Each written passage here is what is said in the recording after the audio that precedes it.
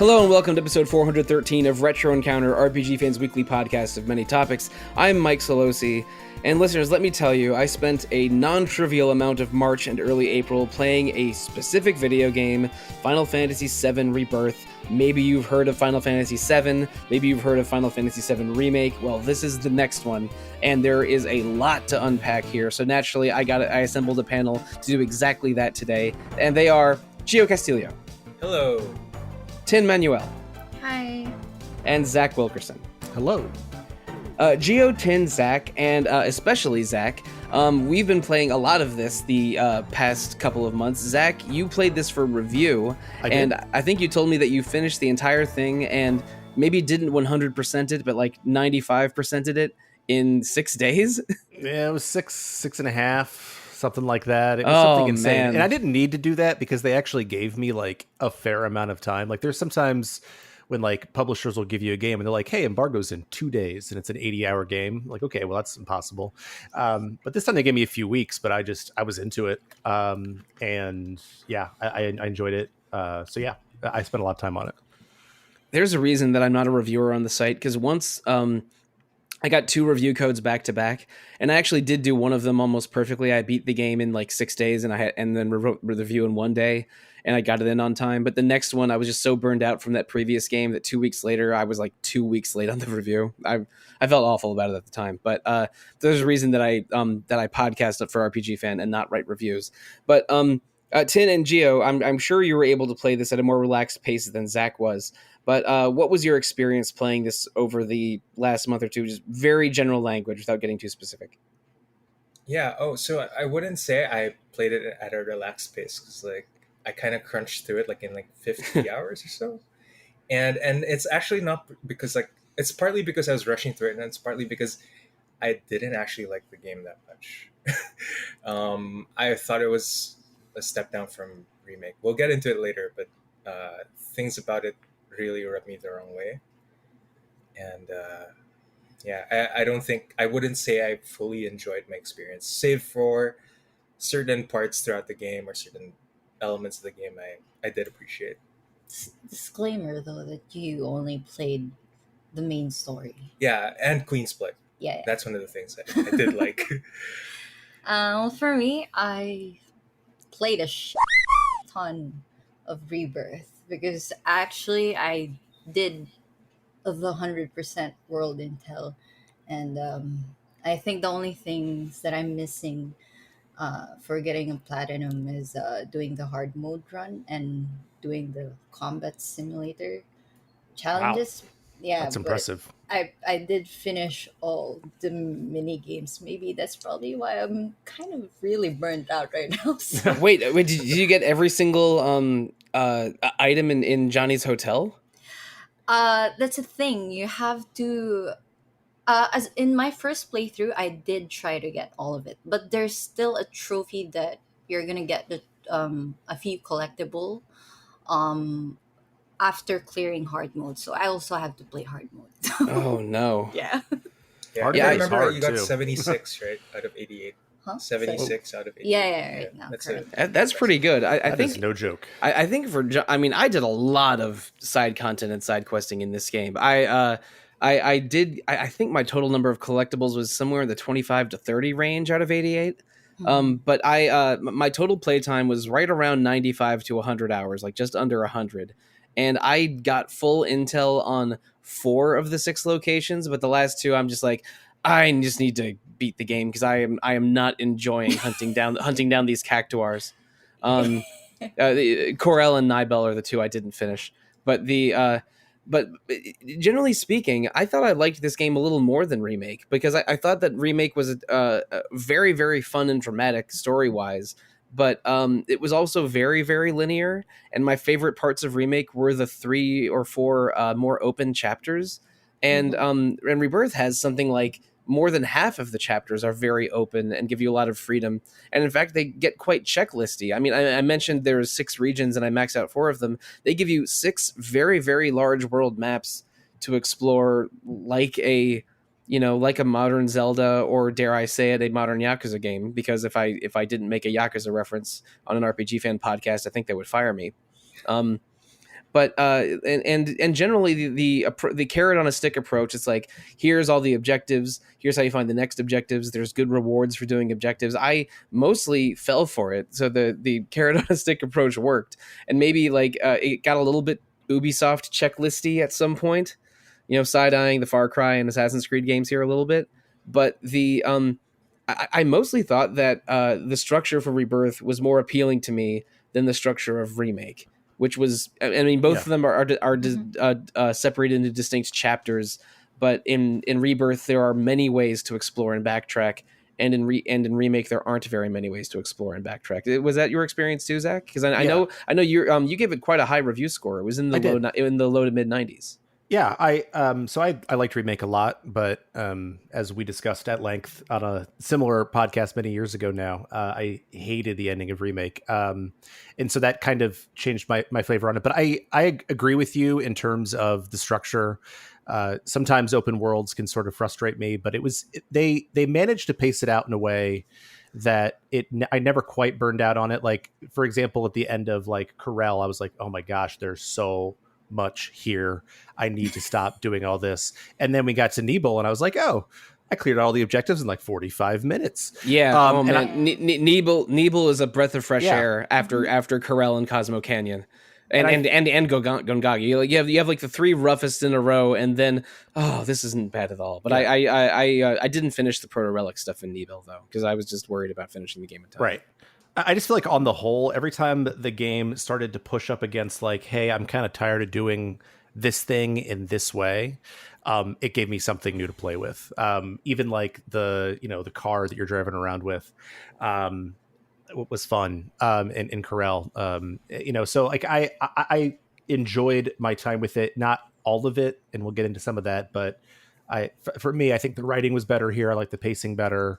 I liked the ending better than I did in Remake. I like the combat better. I pretty much like it better than Remake on basically every front. I really liked Remake. I thought that maybe some story moments in Remake were better than I think. I think the writing in both games is strong overall. But I think I like Rebirth more than Remake, mostly for those structural and gameplay reasons. But we're not going to go through every part of this game chapter by chapter, but we will try to hit the major plot points.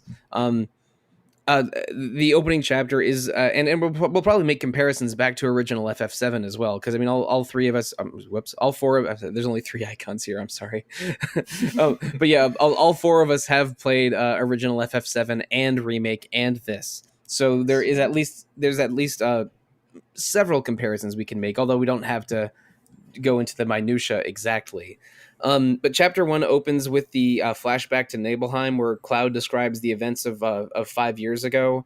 Him and Tifa were both teenagers. Cloud was on one of his first soldier missions. Things go very poorly. Sephiroth, who's a war hero who was the commander of the mission, loses his mind a little bit. And Cloud and Tifa are both attacked, but are able to make it out of there in one piece.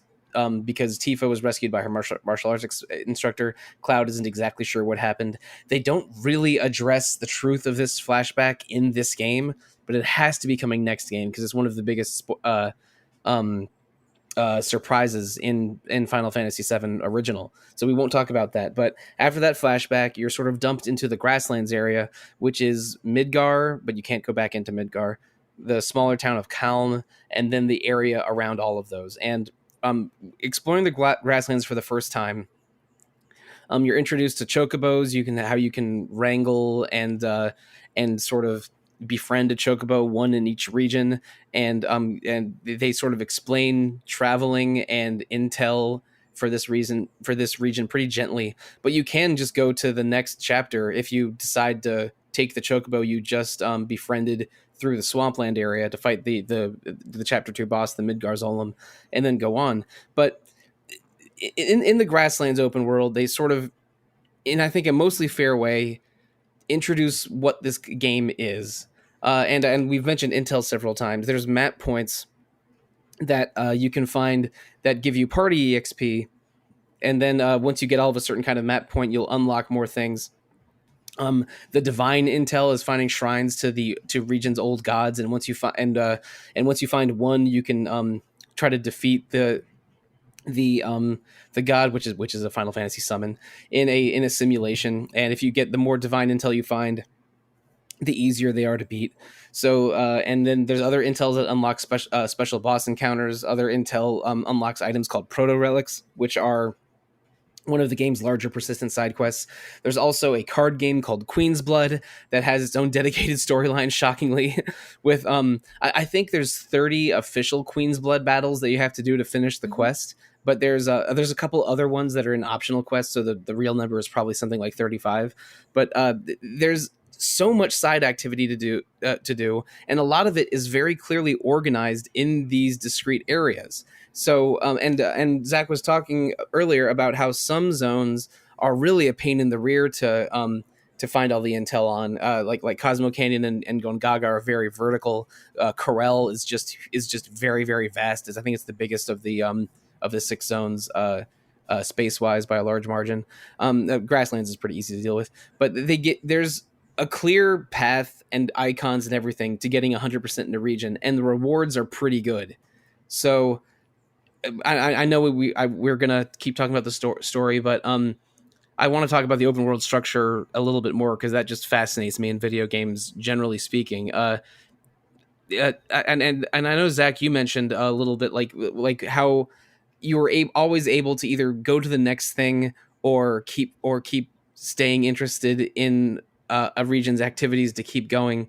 Was there a kind of intel or how do I put this exactly? Like what was the part of the open world structure that you found the most interesting? Like the first time you go to a new zone, what is the thing you're most excited to find? I mean, for me, it's the summon spots, but only because, first of all, they're like easy, they're like those button press things. Like I might have missed them a couple of times, but I just wanted to go get the summon as quickly as possible because I really enjoyed those summon fights in the combat simulator. So that was probably the thing I was most excited for. Less so like most of the proto relic stuff I was up and down on in terms of how I felt about some of the mini game stuff with that. But yeah, it was definitely the summon stuff for me.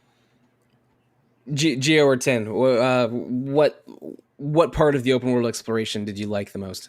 Or maybe if you want to go the other direction, is there one that you hated?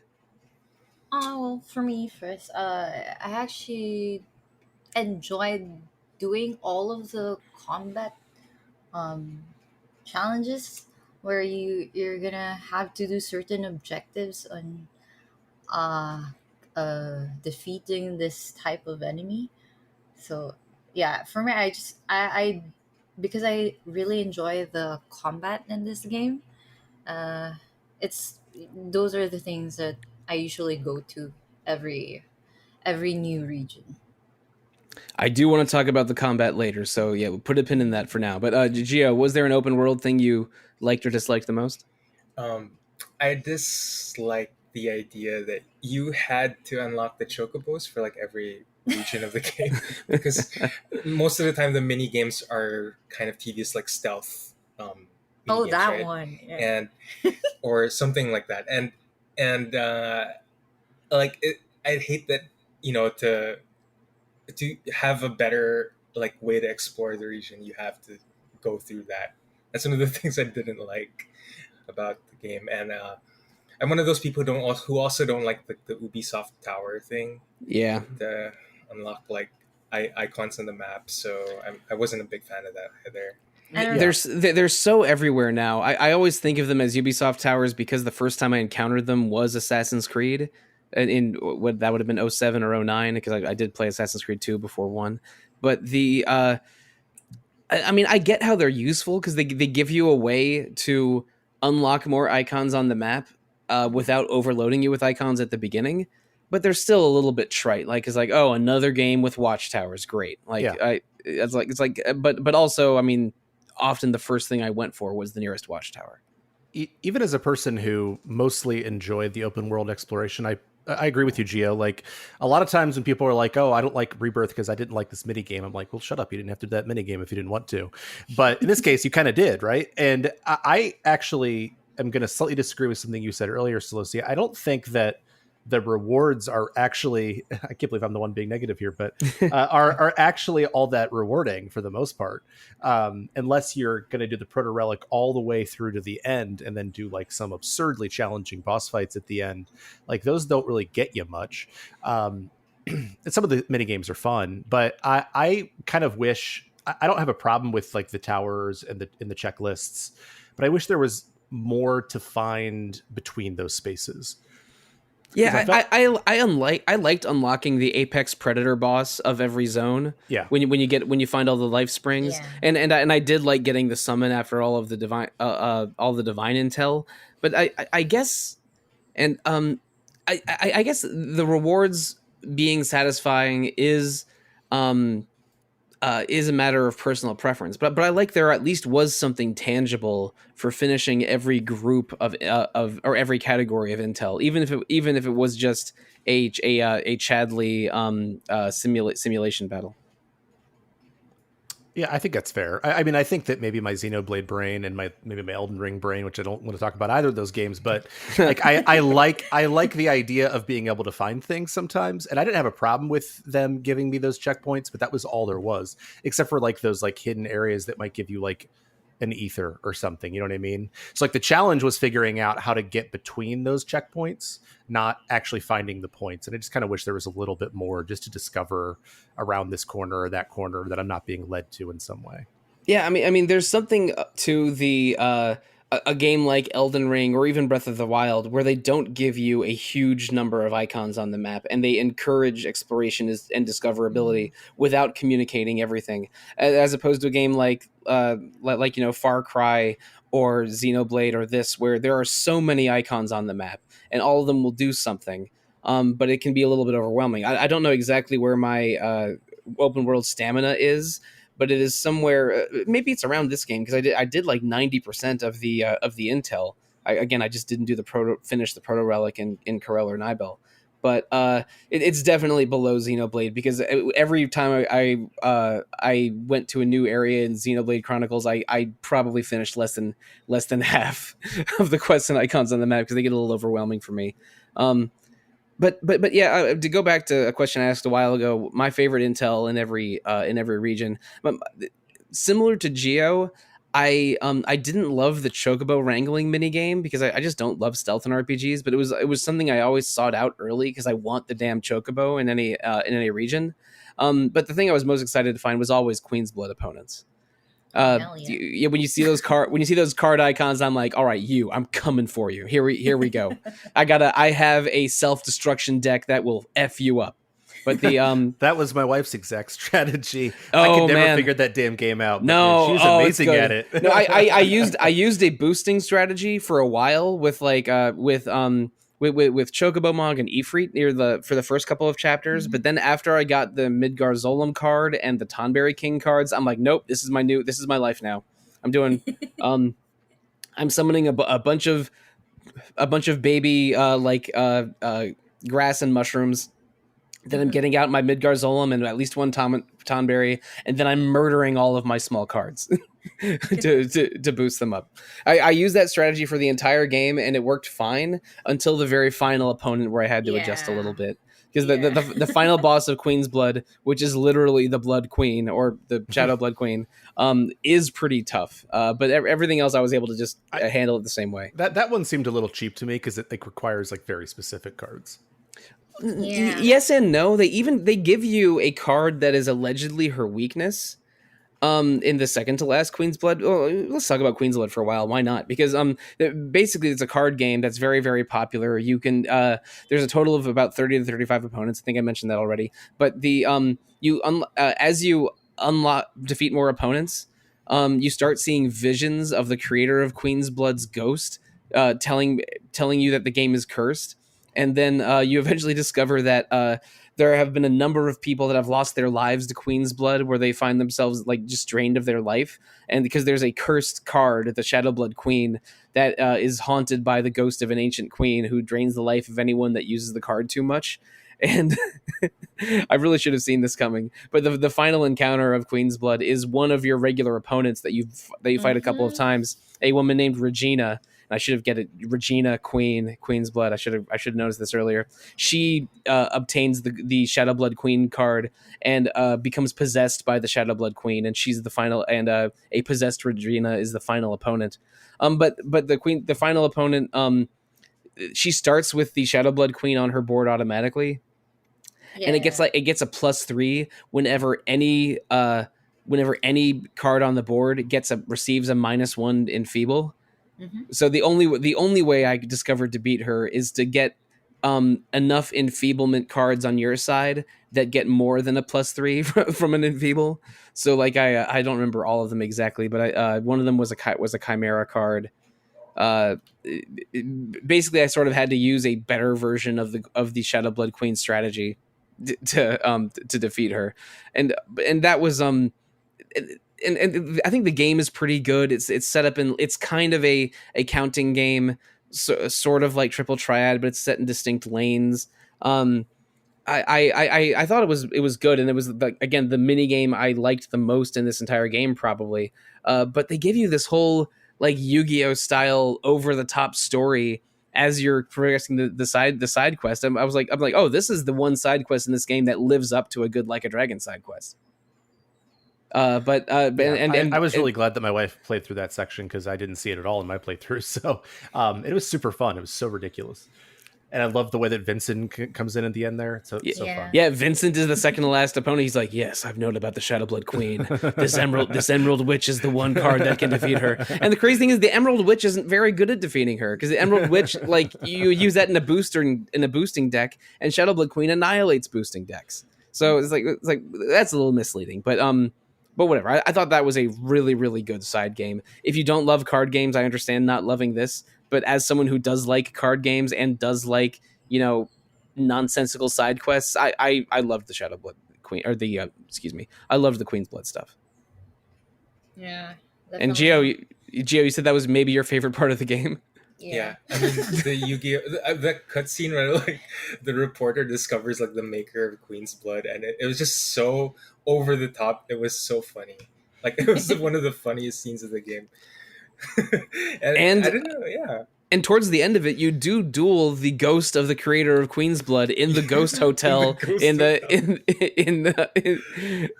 Gold Saucer. Yeah. Yeah, right before you encounter Vincent. Yeah, and like Zach, I thought Vincent showing up as like the penultimate opponent in Queen's Blood was so funny. Yeah. I guess if this is a Yu-Gi-Oh metaphor, then Regina is someone like Kaiba who will sell their soul for a victory, and maybe Vincent is like, I don't know, like a Pegasus or someone that's just a great opponent who's aware of the supernatural nature of it, and then the Shadow Blood Queen herself is someone like Merrick, who's like one of the evil supernatural forces behind it. That's not a perfect analogy, I'm sorry, but the fact that they went this hard into a card game side quest, I loved it. Yeah, I just wish that they'd still carry this over in the last game. Yeah, I have this pegged as like kind of Square Enix might want to like spin this off into like its own thing. I feel like they might. I think they joked about it becoming like a mobile game. Yeah. I would love a good mobile version of Triple Triad and a good mobile version of this, but I'm a little skeptical. We'll see. Might involve gotcha. What do you mean? What do you mean might? I think it's guaranteed. Guaranteed. It's a free to play gotcha elements. You only have your 5-star pull a week. You have your card stamina maxes out, but you can pay to refill it. Oh god, I hate myself for even knowing this is how it would be. But anyway, that's a lot of the open world structure of this game. You have a lot to do in each of the 6 main regions. But let's talk a little bit more about those. Like after you get the Chocobo, pass through the Midgar in Chapter 2, you go through Chapter 3 is just the Mithril Mine dungeon. You fight Elena and Rude at the end. That's the first episode of the Red 13 Barret buddy cop scenario, because those two just keep getting paired together in this game, and I don't know. I enjoyed Red and Barrett's friendship. all the way back to Barret saying, "You all right, lab rat dog," in remake. And he's like talking about how he can't run up those walls. I know that's later, but like, yeah, I love the cast of this game so much. So, and Same their here. interplay was fantastic. I mean, let's get into it. This is the same cast of Final Fantasy VII that indie darling maybe you've heard of from back in 1997. But you have the main character Cloud, a former soldier, his childhood friend Tifa, who now works with an eco-terrorist organization. Whoops, in the industrial city of Midgar. Barret is the leader of that organization. It's called Avalanche, but it's actually a splinter cell of the bigger Avalanche. Then you have Red 13, who was a dog-like creature who was in a lab experiment in Midgar that you free, and he joins you. And also Aerith, a young flower seller who has a specific connection to the planet because she's the last member of an ancient tribe that are the caretakers of the planet. Then you have Yuffie, a ninja from Wutai, which is a nation that is at a ceasefire with Shinra and Midgar. Shinra's the evil industrial power company that basically controls half of the world. And she's obsessed with finding materia and defeating Shinra. And then you have your final playable character of this game is Kate Sith, a cat-like automaton that joins you and rides a giant Moogle. Kate Sith is a little weird to explain, and they hint at Kate Sith's true identity in this game very heavily without giving you the truth exactly. Unless is there a part of the game that I missed where they? No, they don't. Yeah. It's so heavily implied that I don't know how you'd miss it, but yeah. Yeah, it's not. It's way more foreshadowed than the Nibelheim. Okay, how do I put this? The Nibelheim flashback twist is hinted at, but not very heavily in this game. In this game, Kate Sith's true identity is hinted at very heavily, but because it's not actually the text of the game, we probably shouldn't mention who it is. Although I think we'll get to this later, but I think that FF7 players already know, and most people that are playing this game were probably FF7 players. But yeah, those are the 7 playable characters. The original FF7 had 9 playable characters, the last 2 of which being Vincent and Sid. Vincent and Sid do join your party near the end of the game. Vincent is encountered as a boss fight in Chapter 11. He's he's been sealed under a building called Shinra Manor for decades, where he's sort of its watcher and caretaker, but mostly sleeps away the days, I think. And he was a former Shinra agent that was experimented on. They give him mysterious powers, which are vampire-like, but he's not an actual vampire. We get the idea. And then Sid is a pilot who I think maybe had a larger role in original FF7. But he's with you at sort of at the end of the game as your sort of fast travel pilot, and then eventually as your ship's captain, as it were, because eventually his plane is shot down, and is only able to to paddle around in bodies of water. And honestly, I thought I don't want to talk about cut content at length in this game because they just had decisions to make on what to include and not to include from original FF7. But Rocket Town, where you meet Sid in original FF7, is not present at all in remake, and that felt like maybe the biggest absence. I'm convinced that'll be in Reunion, or assuming that's the name of the third one, which I think it will be. Allegedly, no. There was an interview that came out very recently. Nomura wanted to name Rebirth Reunion, but he couldn't because the Crisis Core remake is called Reunion. Oh, okay. Well, so that makes sense. So Final Fantasy VII Part 3, let's say 2020's Final Fantasy VII Part 3 is in development and has most of its story finalized. It probably will not be called Reunion, which I thought was interesting. It's been in my head so strongly that I said it without even thinking about it. But I really thought that this one would be called Reunion, and it's got to be an R word. Maybe it's going to be Final Fantasy VII Reloaded. Anyway, Final Fantasy VII Revolutions. Or Final Fantasy VII Rocket Town. Now, I am convinced that Rocket Town will be back, but I want to pause on Sid and talk about how he is, I think, the most changed character in this game. Well, yeah, because he's not an abusive jerk in this game. Exactly. Yeah. But it's in a way that is awesome. Like, I love Sid. Like, when he's talking about Aerith's mom, that scene is so sweet and beautiful. And they just make him like this lovable Southern guy. And I love the character work so much in this game, but I'm so impressed by the work they did on Sid here. Well, I wish they didn't take away his cigarette. Like he always wanted. Well, we haven't seen For them one in battle, complaint. so there still is a chance that in Final Fantasy VII, reunited, that Sid can light a stick of dynamite on his cigarette and throw it at you. Yeah, it's what I've noticed compared to the original. A lot of the characters are also like that's I think that's what I really like the most actually in this in Rebirth is that I just I've gotten to know the characters a lot more in this game. Like each one of them were like given their own spotlight, I'd say. And even though there's just like they probably just picked a few parts in showing off each character, but I that I just like how all of them were equally Given some fleshed out. shine, Yeah. give flesh Yeah, out. I mean, first of all, this game just has a lot of dialogue in it, more than a PS1 game typically would. So there's just more time to spend with the entire team. But then, and of course, they all everyone's present for most of the main story moments. But then, every side quest in this game, or most of them, will have you sort of partnered with one of your teammates. Yeah.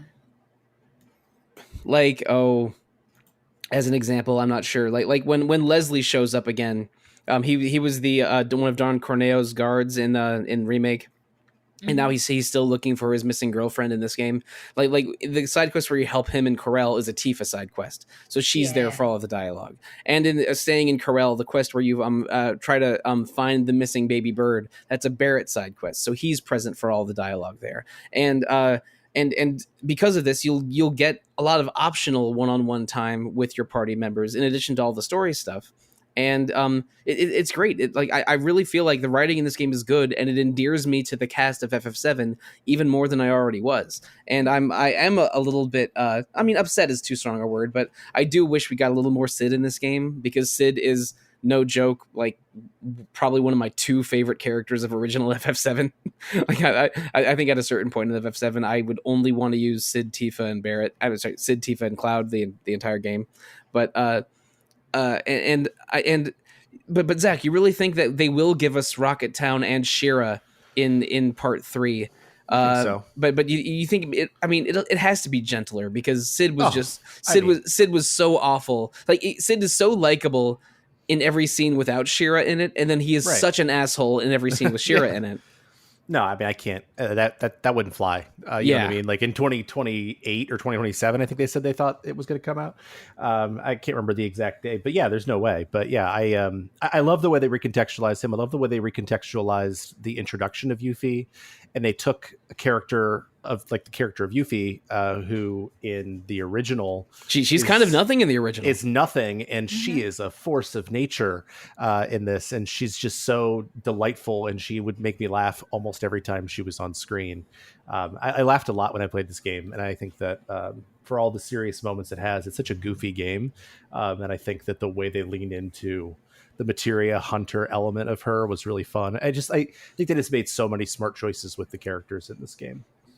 Yeah, they also made her like very sassy and still definitely caring about the situation with her home country of Wutai. They address a lot of what happened in Intermission, the DLC episode of Final Fantasy Remake, where her not romantic partner, but her espionage partner Sonon passed away in that game, and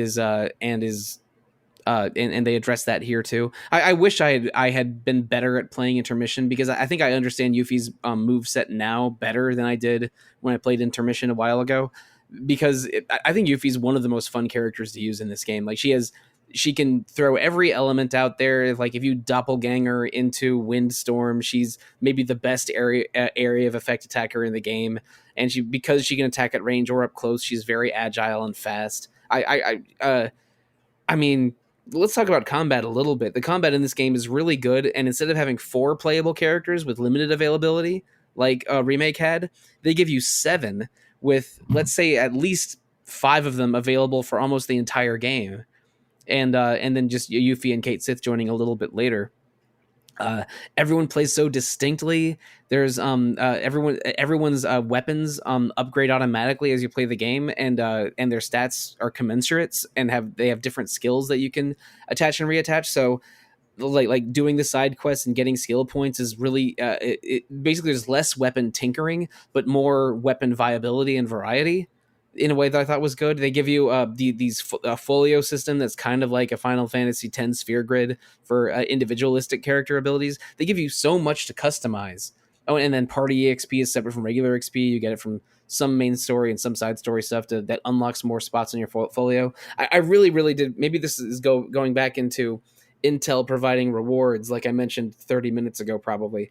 But I really felt like the customization and leveling in this game was really satisfying, but nothing was more satisfying than getting a weapon upgrade. Because I don't know, I love trying out every character and collecting every weapon in this game, but the characters I used the most by far were Tifa, Yuffie, and Barret. I hardly ever controlled Cloud in this game, which came to bite me in the ass a little bit in the final encounters. Yeah, I think that and I don't think you mentioned the synergy abilities, but like they make every party composition That's right. Yeah. viable. Because like early on I was using like Red and Aerith, and then I was like, wait a minute, I forgot Tifa's the best character in this game by far. I should be using her.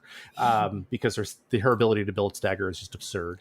But you know, when I had that, I was using that loadout, like I was like, I don't really have anything to deal with like range attacks. Like, oh no, one of these synergy abilities that Red and Cloud have gives me the ability to address that issue, or I could go aerial with Tifa.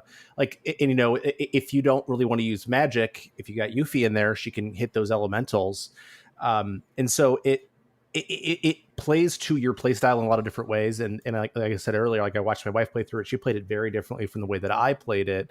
But even though I struggled at times with this game, I was still able to get through everything. And it's so rewarding when you pull it off.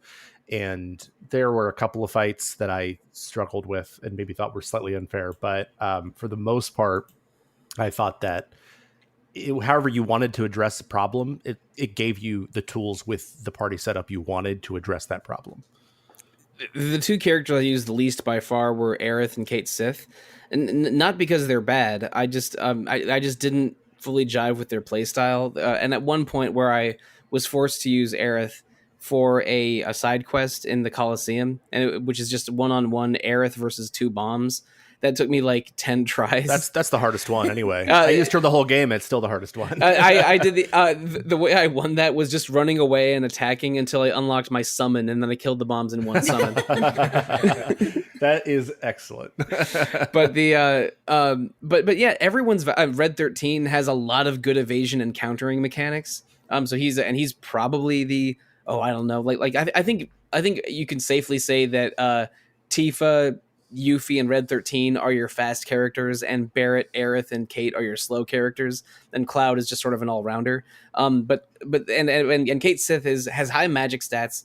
He can attack with magic or physical, kind of like Cloud or Yuffie with their range moves. But he can also summon the Mog. You can fight on top of the Moogle, off the Moogle, have the Moogle sort of distract the enemy while you cast as Cait. There's a lot of shenanigans you can pull with all 7 characters, and they feel totally different to play in a very, very good way. Although I controlled Tifa, Barret, or Yuffie at every opportunity that I could for the most part.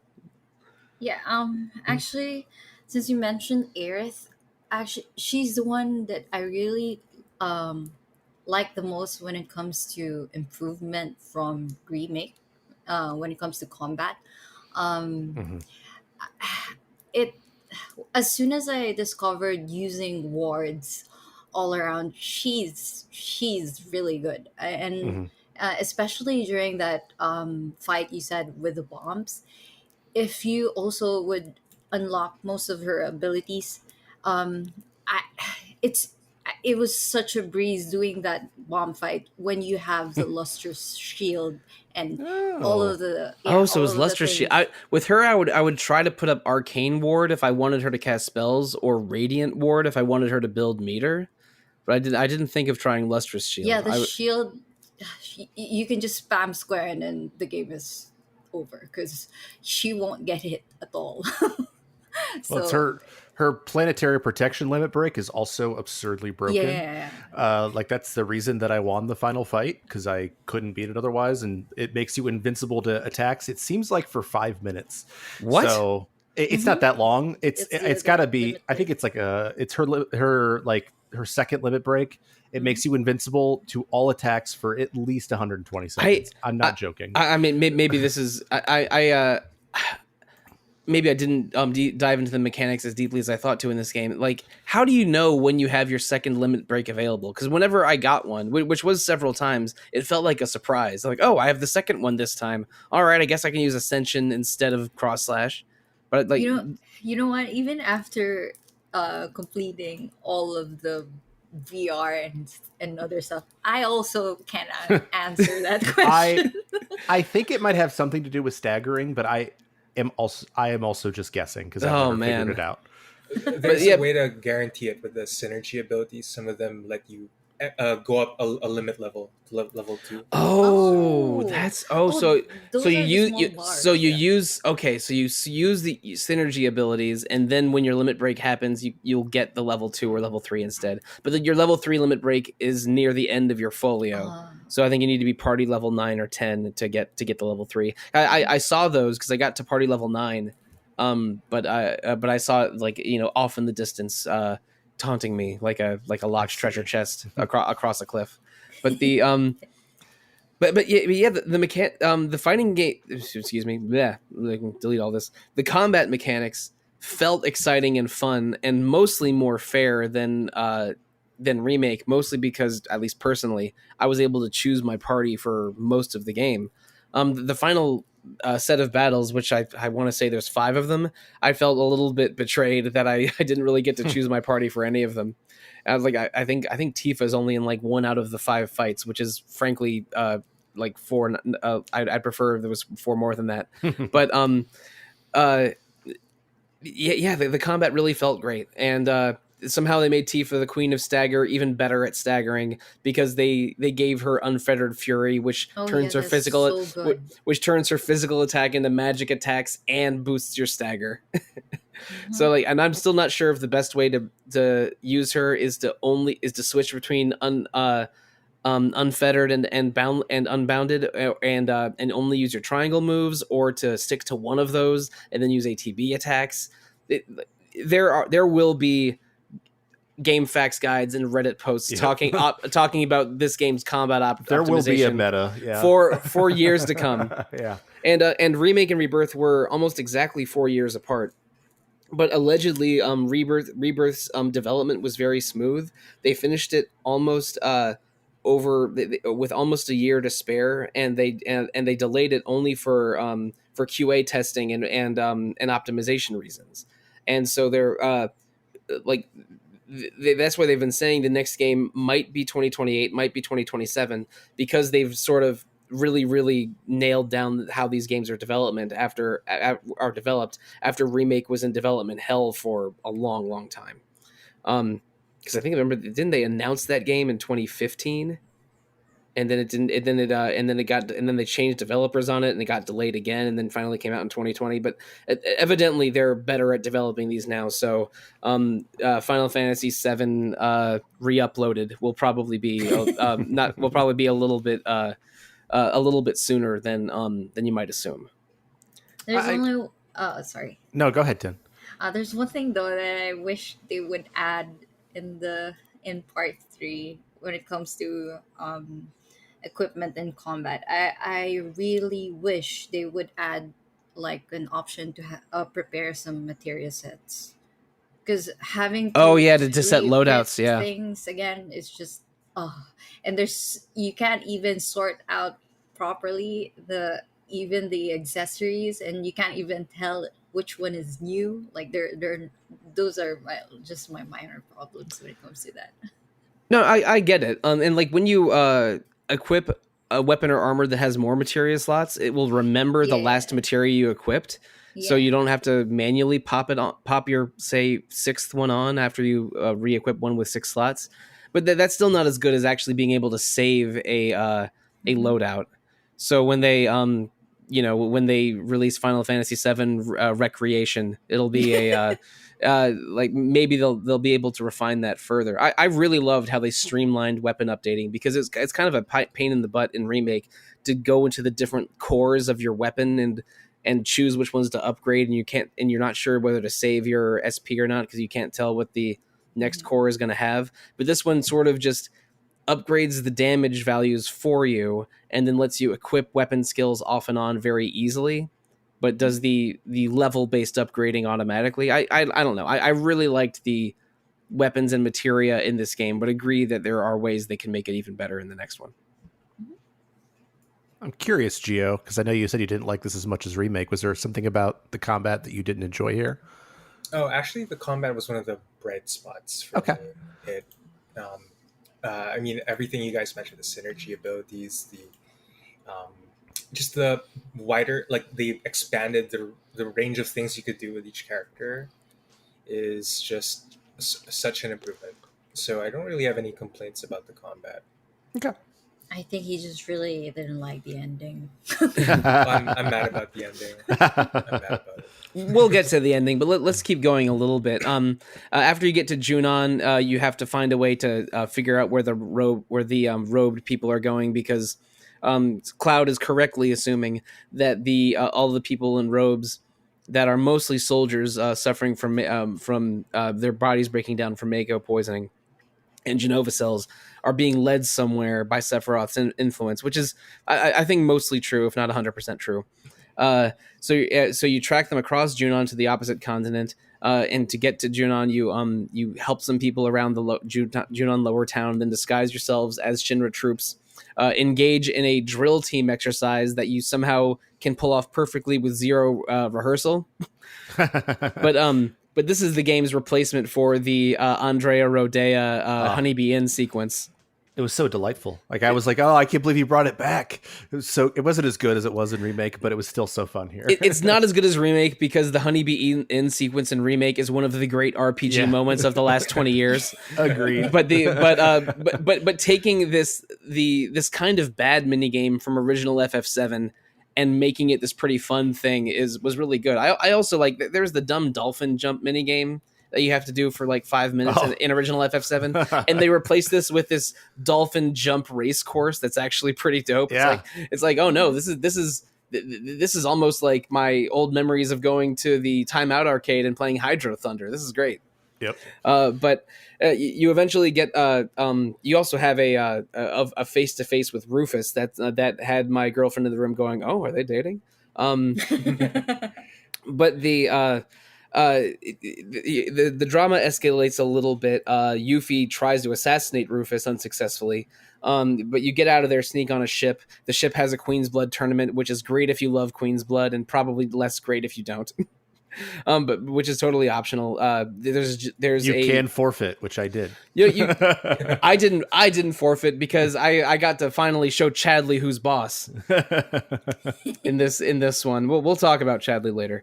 And this is chapter 5. It's then you fight some Genova infested black robes there. You land in Costa del Sol. Have to figure out some drama in Costa del Sol. This is where you can dress Aerith, Tifa, and Yuffie in swimsuits. And Hojo's a creep, unsurprisingly. I love the way they managed to, because I was like, is Hojo going to show up here? Because he's just on the beach in the original. They turn it into a whole spectacle here. Yeah. That's the kind of game design decisions that I love about this game. Like they managed to recontextualize things in ways that are just fun. And that was fun, I thought. Yeah, like Remake was an extreme version of this because they took the first 6 hours of Final Fantasy VII and stretched it to 35 hours in ways that were mostly good and sometimes a little pushing it. But in Rebirth, they make gameplay choices like visiting Gongaga and its reactor is totally optional in original FF7, but they make it a whole part of the story that advances the Cloud Tifa relationship even. And Yuffie is a totally optional character in Final Fantasy VII Original. This time she has these moments in Junon and Costa del Sol and even Nibelheim later where she really feels like a core part of the cast. The choices they make were almost always exciting as a fan of original FF7. And I'm going to take this as another pause here. I think this trilogy, remake, Rebirth, and Final Fantasy VII Resolution are really going to be. I think they're really for old fans, because my girlfriend's never played Final Fantasy VII before, and as we were playing, or as I was playing, and she watched me play, I don't know, let's say 70% of it. I had to do a lot of explaining or side commentary, because I think that this game is probably, I think this game can be played by a brand new fan. But it would be a little challenging, because I think they make so many deliberate references and choices that are winks and nods to original FF7 and are maybe underexplained if you haven't played FF7. That I think this game is really for people that have played that old game. And while it's not a requirement to do so, I think it would have a different experience if I was playing this not having played the original. Does that make sense? Yeah, I would agree. That was a deliberate choice by the developers, I think. They assumed that you've played the original, or at least like have context. Yeah, and it's funny because, and I actually made reference to this in my review, they've sort of sold Rebirth as a jumping on point, and I'm like, what? Like, it's not. They give you that movie that you could watch to get the remake summary, but like, and I totally agree with you. Like, for me, part of what was so exciting about this game was the way that it made even bigger the moments that were already big and important in my memory. And it's sort of like a nebulous thing, but like it felt bigger to me because it was taking these moments that felt big 27 years ago and they felt big again today.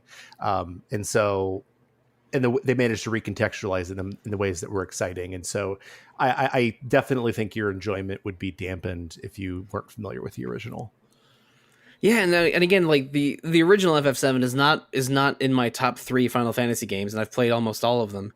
But it was such a moment in RPGs, and I do love that game. It's just not one of my favorites. This game is making me appreciate the characters and setting of FF7 more, because they are amplifying some of those key ones and endearing me to the characters further. But I know it would be a different experience if I didn't already know FF7. I love FF7 and I love the characters of Sid and Vincent. So I like squealed in my chair when Sid lands in the tiny Bronco and comes out and the High Wind theme starts playing. But my girlfriend was like, "Who's that? Is he your pilot?" And whether it's small moments like that or moments that I feel like are assumed or underexplained, I think it's a different experience if you've played FF7 before. But moving on along with the story, in Costa del Sol, Hojo seeks a bunch of experiments on you. Then he leaves. Yuffie joins the party permanently. And I mentioned that Aerith and Tifa dress in swimsuits. That is true, and you have to do some side missions or mini games in Costa del Sol, including a full ass Rocket League approximation. Yeah. And to get tokens to do those swimsuits. And we mentioned how some side quests are character specific, or you'll have like a partner character in different side quests. There's a relationship meter in this game for every character besides Cloud. And as you build your relationships with them by taking them along for side quests, using skills in fights, and moments like I think you get bonuses to Aerith and Tifa's relationship meter if their swimsuits match yours. Yep. So like, and it all culminates in a part that was in original FF7, where you go on a date with one of your characters in chapter 12. And you know, if you are really, really angling for a certain way, it's like, oh man, I really want the Barret date in this game. The thing to do would be to avoid Tifa and Aerith side quests, do all the Barret side quests, and then be extremely mean to everyone besides Barret when you have your individual dialogue choices. So, but I mean, that's still sort of just a neat thing you can do. Who did everyone date here? It was Aerith, which I knew it was going to be. But did you know that if you don't do like anything for any of the relationships, you can go on a date with Kate Sith? That's a true story. I'm not surprised, but I mean, why? But why would I want this? Kate Sith is fun in this game. He's fun in this game, but he's so far in 5th place. I think like he might actually be a spot behind Vincent. I think I liked it better than that. But yeah, I knew I wanted to go on a date with Aerith. I feel like this is Aerith's game. And yeah, so I made sure I went on a date with Aerith. Yeah, I haven't seen that, but I'm gonna do that in chapter select. But the one I dated was Tifa. The one I And dated was Tifa because deep down I still think I am a 11-year-old boy who thinks about Tifa a little too often. but I also watched the date scenario with Red. It's actually really adorable. Somehow I think the kiss in the sky wheel doesn't go the same way with him. Yeah, not that. But and it's like just like a relationship of Red trying to convince Cloud to um protect Aerith. It's like he's just trying to remind him. Was that's how it went uh in their Skywheel conversation. But they also emphasize there how soft Red's paws are. So Aww. that was so cute. That feels like a cat or a dog owner going, "Oh, toe beans! Oh, they're so Yeah. soft," and then your animal just looking at you, going like, "Please don't." Every single dog I've ever met does not like having their feet touched because Yeah, they have sensitive hairs and nerve endings there. That's most dogs do not like having their feet touched, and I'm sure that's true of Red as well. Yeah. But anyway, continuing with the story a little bit, after Costa del Sol, you go to North Corel after a pretty long coal mine dungeon. That's Barret's hometown. He's hated there because he was one of the people that convinced them to leave the coal mines and allow Shinra to build a reactor. It goes extremely poorly. After there's a reactor accident, they end up like just straight up murdering a bunch of people in Corel, including Barret's wife and his best friend Dine, who falls off a cliff, and Barret adopts Dine's daughter Marlene, and that's the Marlene we know and love from original FF VII and remake. But over the course of these events, you go to the Gold Saucer from Corel, which is a citadel of casinos and mini games in the middle of the desert, because you know that some black robe guys were moving south towards it. You have some truly incredible scenes of partying at the Gold Saucer and introducing the character of Dio. Oh man, so good! Like the introduction of the Gold Saucer is an A+ moment in this game. This is how I know that they know what they're doing here, because that scene had to be so expensive to make and animate. There's not a much of a point to it. It's just a giant party. Yuffie does some traditional Wu-Tai dancing.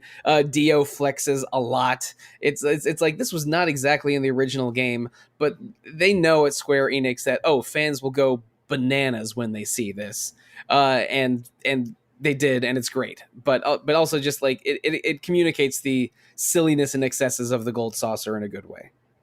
But eventually, there's an attack at the Gold Saucer. A man with a gun on his arm attacked some Shinra officials visiting, which I think they might have been trying to go after Palmer, who we know is at the Gold Saucer, but they maybe attacked some other people instead. And you're worried it's Barret. Dio says, "Okay, I don't think you guys actually did this, but if you're able to catch the culprit and deliver him to me, then everything is forgiven." But you have 48 hours in a very John Voight, Eddie Murphy moment. So you go to the slum area below the Gold Saucer, which I think is called is it the Dust Town or the Dust Bowl? Yeah, Dust Bowl. That's it, the Dust Bowl. Mm-hmm. And you do find Barret there, and he's like, "Nah, there's another guy that has a gun on his arm, and I think I know who it is."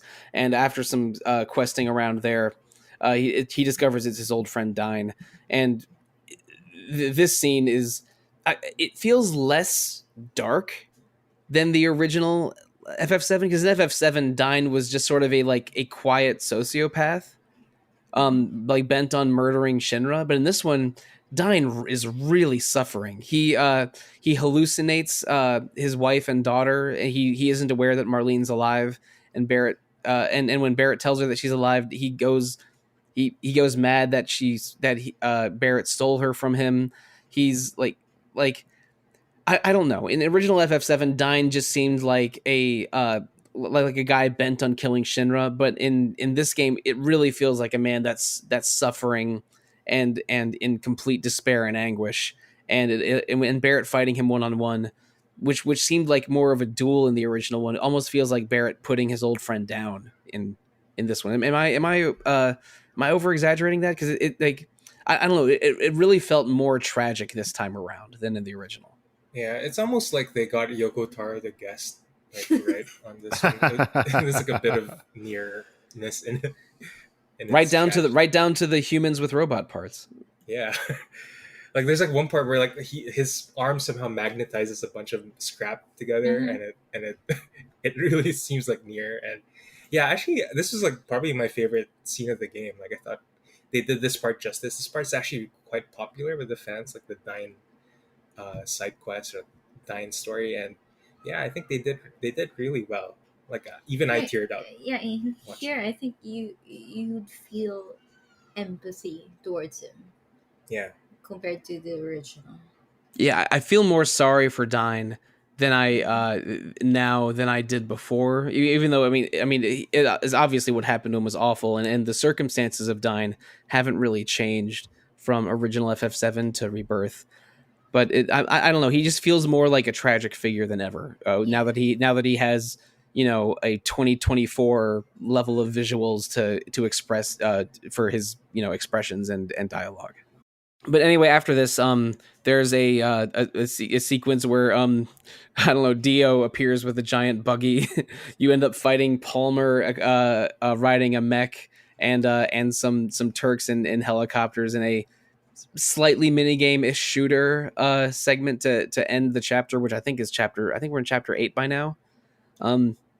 Yeah, and it's pretty. I think they basically dropped the Palmer fight from Rocket Town and gave us this instead, which is honestly probably a great choice, because as much as I love seeing Palmer getting hit by a truck at the end of that fight, that is one of the dumbest fights in original FF7, if not the dumbest. But so after the Dine battle and shooting down Mecha Palmer, Dio gives you a buggy, which lets you explore the desert half of the Corel map.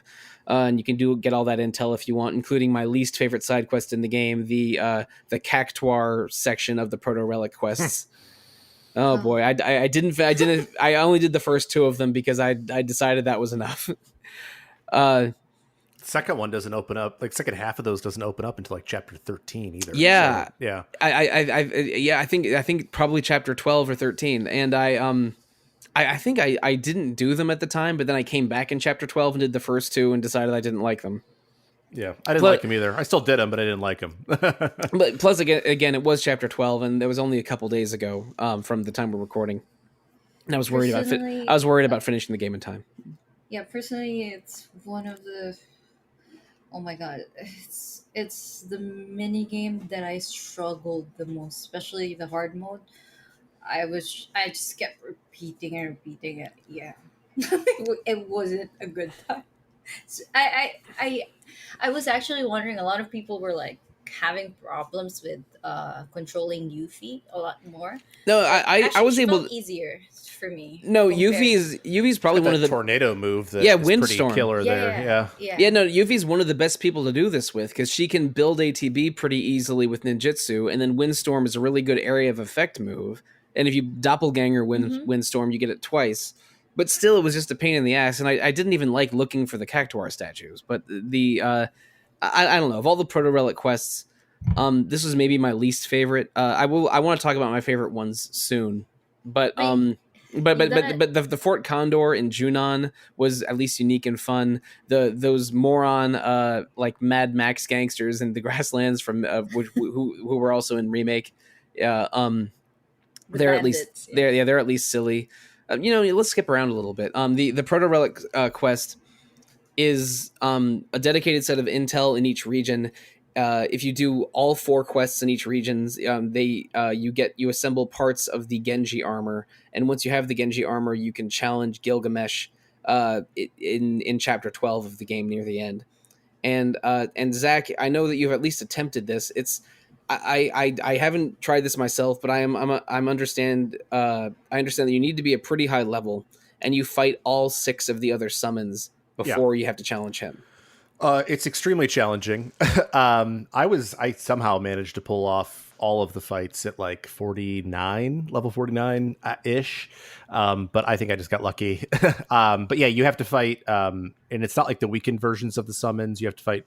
So it's Kujata and Phoenix, and then it's Bahamut and Titan, and then it's Odin and whoever else.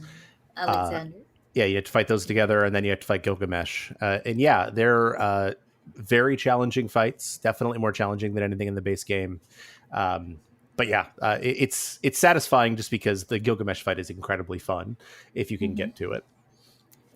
Gilgamesh's voice actor in Japanese is one of my favorite voice actors, Kazuya Nakai. One Piece fans know, but and speaking of which, this game doesn't have a lot of celebrity voice actors, but I thought that the performances were almost all really great. Fantastic! They did a good job. And of course, the best Japanese voice actor in the game is obviously the legendary Kamen Rider voices Zangan in this game. So that was the guy who plays Ichiban is a Queensbud player in English. Awesome.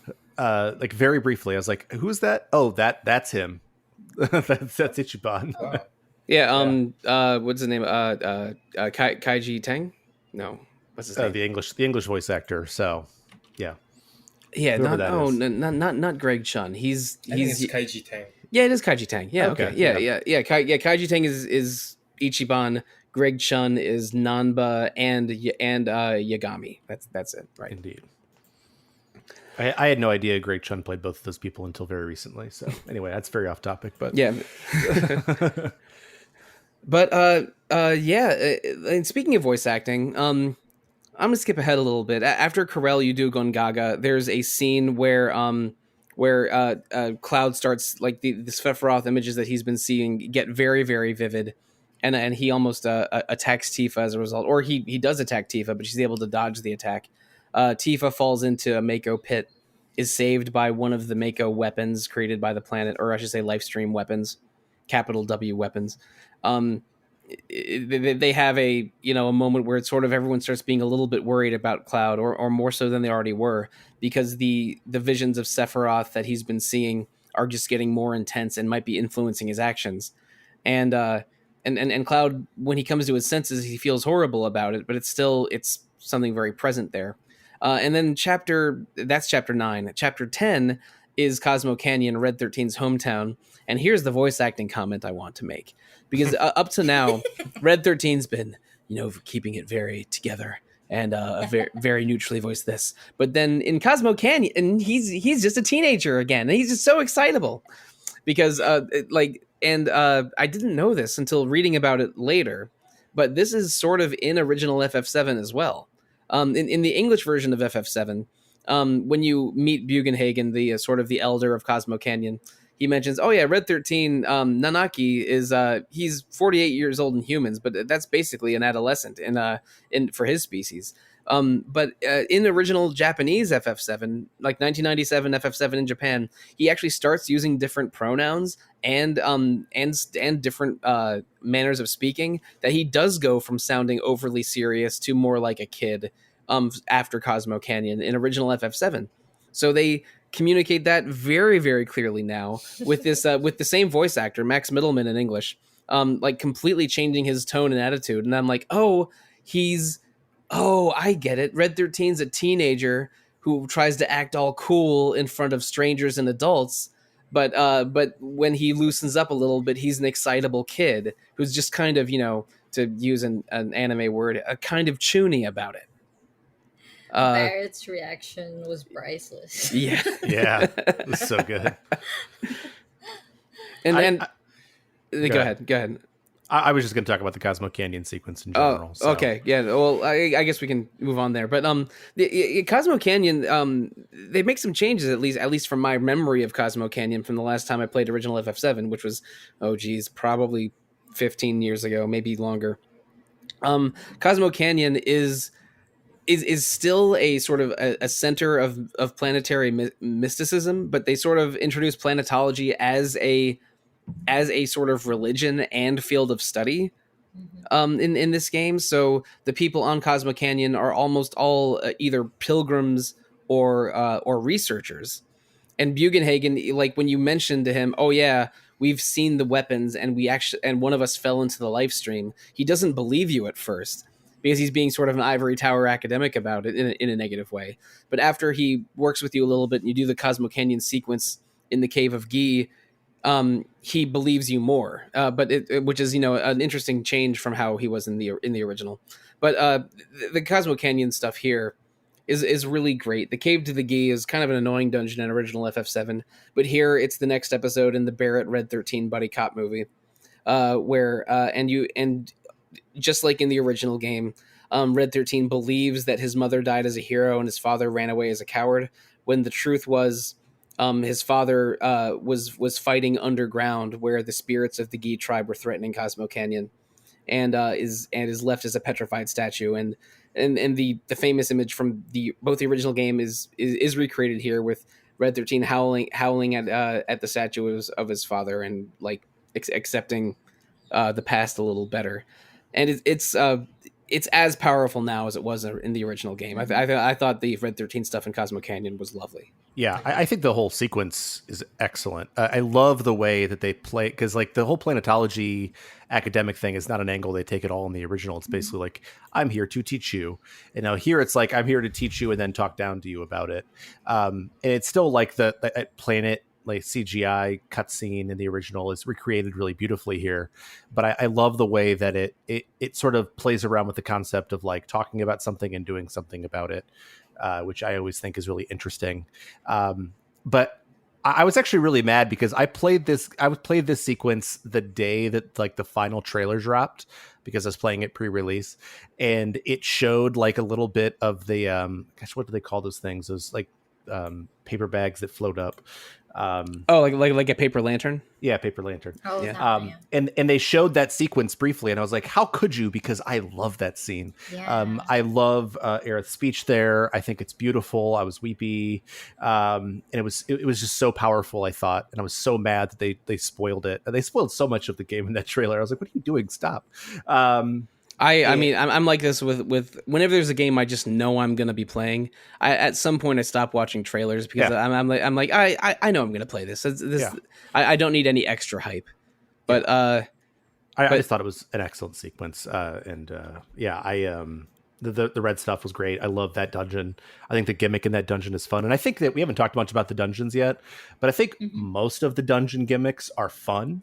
And that's one of my favorites is him like walking along the walls and Barret being like, "Hey, some of us can't walk on walls." Can't reach. Yeah, and so I think that sequence is great, and it's interesting because it's maybe my favorite dungeon in the game, and in the original it sucks.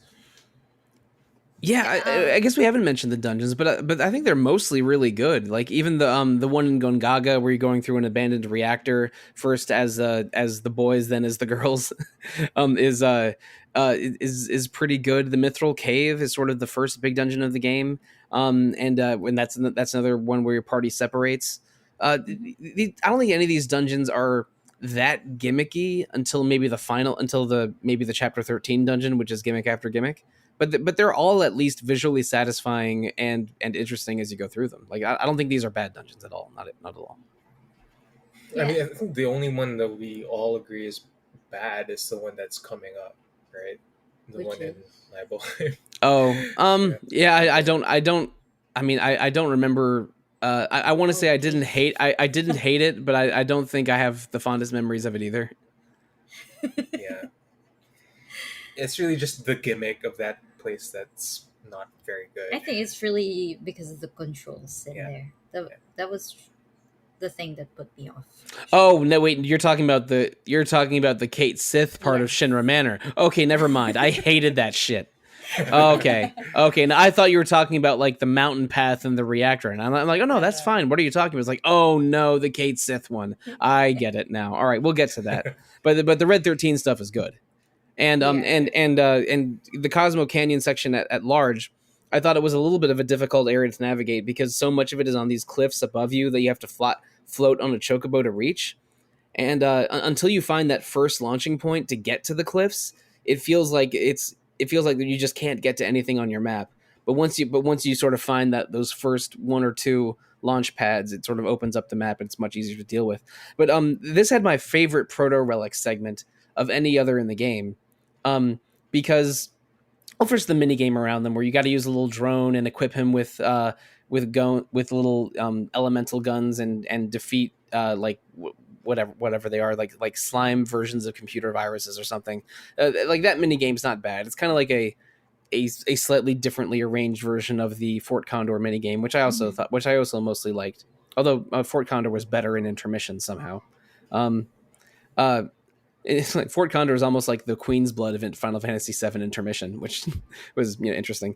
But this proto relic stuff in Cosmo Canyon has you meeting with the other Avalanche members from intermission, and then also they teach you about what happened to Wedge, and you get a bunch of scenes with the Avalanche crew, Biggs, Wedge, Jesse, Barret, and Tifa all hanging out together, and they were so sweet. It made me feel even worse about those characters all dying in remake. Yeah, I would always encourage everyone to do the proto relic for that Cosmo Canyon part, because the cut scenes you get from there are really, really good. And I really like how they also showed how the Cosmo Canyon drink was Created. yeah, Yeah, created. we get some Tifa mixology in these chapters. That's interesting. A bartender in Calm even refers to her as a legendary Midgar bartender. Yeah. So it's like, okay, Yeah. isn't Tifa only 20? That's crazy, but good for her, I guess. But anyway, the next chapter after Cosmo Canyon is Nibelheim. You meet Cid right in between the Gungaga chapter and the Cosmo Canyon chapter, but Nibelheim is where you meet Vincent. It's a little bit unsettling. I think they address it more clearly in this game, but it's the same as in 1997. Nibelheim has been completely rebuilt after Sephiroth burned it down 5 years earlier, and is mostly inhabited by Shinra employees. But Nibelheim's main purpose now is to just keep watch over the reactor and also be a rehabilitation center for people with Mako poisoning. So there's a bunch of black robes in town. I think they're less explicit about that in original 1997. It's just more just eerily rebuilt and filled with black robed people. While they sort of acknowledge it, it's like, oh yeah, we're all Shinra here. But if you guys think you still own property here, please refer to this office. Which I don't know, as a government bureaucratic employee, I felt that a little bit. But you're eventually directed to Kate Sith wanting to access a Shinra terminal that will allow him to find out where the secret Temple of the Ancients location that you're looking for is. And he was unable to use the terminal in Cosmo Canyon for that. But so you on Kate Sith's direction, you go up the mountain to the reactor to find an inspector whose key card you can use to access the Shinra Manor building, and you meet some so you see some fallen Wutaian soldiers on the way there, which just makes Yuffie more upset. You fight a series of Mako enemies up there. I think you fight some there's some lab experiment bosses, I want to say, and then I mostly think that the mountain path and the reactor were fine, but after you get the key card and you go back to Shinra Manor, there's a lengthy sequence where you fight solo as Kate Sith through the basement of Shinra Manor in a trap left by Hojo, and oh man, I did not like this part of the game. It sucked for three reasons, actually. One is I suck playing as Kate Sith, so I got absolutely stomped multiple times by those elemental switching, physical switching enemies that just kept destroying me.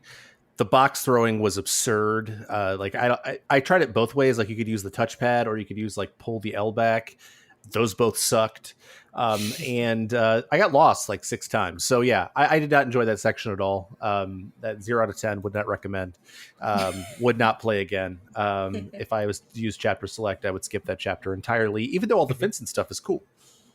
Yeah, it ends with the two halves of your party reuniting, because I think it's Cloud, Tifa, and Yuffie that go up the mountain, while Barret, Aerith, and Kate Sith and Red 13 stay in town. And again, it's mostly Kate Sith that does this dungeon. and the final Kate Sith has to fight a Two-Face and some of those what are they regulator enemies that switch between physical and elemental. And I think they just want to. I think this game is excuse me. I think this sequence is to sort of teach you how to use Kate Sith, but they also kind of throw you in the deep end without any floaties on for that. Which is again, and unless you've already used Kate Sith quite a bit, this is probably quite challenging. It was pretty challenging for me when you finally have your party together to fight the experiment enemy that's also half magic, half physical. That was a lot better because at least I could use Aerith for the magic attacks and Barret for the physical staggering and not have to deal with Kate much anymore. But yeah, I did not love this part of the game. Like probably the overall most frustrating sequence in the whole game for me. Yeah, same here. I even asked some of my friends if any one of them liked this part. No one. I did a quick search like how to beat Two-Face Kate Sith, and almost all the comments I had were just people enraged about it, or either complaining or asking for help for the most part. So it's I don't think this is a very loved part of the game. but it ends with a fight against none other than Vincent, because you amusingly this was an optional part in the original FF7, but you find the safe combination to unlock Vincent's vault, and he's there as sort of the manor's caretaker next to the AI Hojo, and Vincent directs you to where the terminal is, but when he catches you snooping, more than just where the terminal is, he sort of flips out and turns into his Galleon Beast limit break from FF7 original, and that's the final boss of Chapter 11. And it's a pretty intense fight. I think I needed a second go at it because he just got me in a combo that wrecked me. But yeah, I thought the Vincent fight's great, but the stuff leading up to it not much less great. Yeah, I agree. But I will say I love the way they characterize Vincent in this game. They just like completely lean into his emo dark side to the point to where like it's so absurd that a person would act that way. I love it. I think it's so funny. So yeah, that whole dungeon. At least I got to interact with Vincent at the end of it. So it's still not worth it, but I like that part at least. And in English, he's voiced by Matt Mercer, who clearly doesn't have enough fans. I mean, he already gets to be Majima and the star of Critical Role, and now he's also Vincent. I can't wait to play him in the third game. Yeah, Final Fantasy VII Reparations is going to be really interesting when we finally have the full team ahead of us. But anyway, after Chapter 11, the game opens up considerably. Cid's tiny Bronco plane is shot out of the sky when you're trying to return, which basically makes it into the boat that you might remember, the boat plane from original FF7. There's new side quests in every single region. Fast travel's more open. There's more Queen's Blood opponents, and that unlocks the final Queen's Blood conflict that we mentioned probably over an hour ago in this episode. And basically, they sort of dump a lot of optional content on you at once here, which is, I don't know, like I don't want to say it's bad. I wish it was maybe done a little bit more gracefully, but this is also the last opportunity you have to clean up any side questing or intel that you want to before the game sort of puts you on rails to the end game in chapters 13 and 14. And again, but you also get one of the most entertaining and silly parts of the game, where the final collection of encounters for this is Dio and Don Corneo fighting for control of the gold saucer, with your group fighting first a bunch of Corneo's thugs, then Rude and Elena again, then a one-on-one rematch against Rufus Shinra. Probably my least favorite boss fight from Remake, because I was not good at counterattacking with Cloud in that game, and I sort of had to re-experience that this time around. But I think I've gotten better at this game's combat over the last 5 years, so or I guess 4 years. So I didn't have as many problems with it this time. He still stomped me multiple times, yeah, but I'm not very good at countering. I'm a dodger, not a counterer. I am for the most part, and I had to re-remember those countering instincts that I forced myself to do in like 4 years ago in that fight. For that very fight, yeah. Yeah, and you have to be patient with him.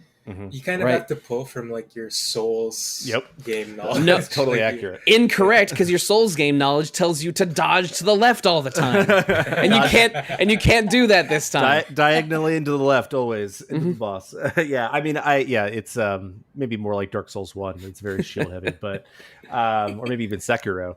But yeah, it's a delightful sequence. I'm curious, was there anybody have like a favorite mini game at Gold Saucer they liked?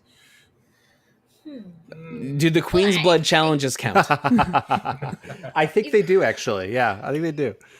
Even Well, the, I'm sorry to interrupt, Tin. Well, even if the the Queen's Blood challenges count, I actually really liked Chocobo racing this time around. Yeah. And we did it almost all the way to the end. And maybe you knew this, maybe you didn't, but did any of you guys hear the song that plays for the final Chocobo race? I don't remember it, but I did it. It's I did it too, but I also don't it's a remake of Final Fantasy 13 2's Crazy Chocobo Oh, that called one, yeah. called Crazier Chocobo. Oh, that's fun. A song that was I think hated at the time, and then people version. and then people like eventually grew to like Crazy Chocobo, and now they're just leaning into the extremes of Crazy Chocobo with Crazier Chocobo, and it's excellent. Amazing. So that makes two FF13 references, because like I think I caught one like where like the baby chocobo or like the baby bird in like chapter 9 like lands on Barret's head, and that's Oh, like, yeah. this is a Sage reference or A little bit. Like Zach. Yeah, but well, I mean, but they named the baby Chocobo Cloud Junior this time, which is Cloud excellent. Junior. But yeah, like they give you a lot of mini games in the Gold Saucer, and they expand almost all of them in Chapter 12. I got to the final 3D Brawler challenge, where the final opponent is a VR Sephiroth. Yeah. But he has almost no startup or tells on his different attacks, so it was I couldn't beat it. It was really, really challenging, but I only attempted it maybe once or twice. While I attempted Chocobo races many, many more times. Yeah, this is the only side quest that I missed in my playthrough, because the time I was doing it, it was during that patch when that quest was bugged. Like the G bike, even though you beat the high score, it just won't register. But it was just few days before That's they lame. fixed it. Yeah. But I don't know if I would. I got really burnt out in all the mini games. So Yeah, I played a lot of mini games in this one. There was a Tifa weapon behind the box breaking mini game in the Dust Bowl, so naturally I had to do that one. yeah. Similar thing with Red 13 and the Animal Rocket League game, whose actual name I don't remember, but there's a Red 13 weapon behind that one, so I had to do that one. But I tried all of them at least once, and when I really liked one, I put way too much time into it, mostly looking at Chocobo Racing and Queen's Blood here.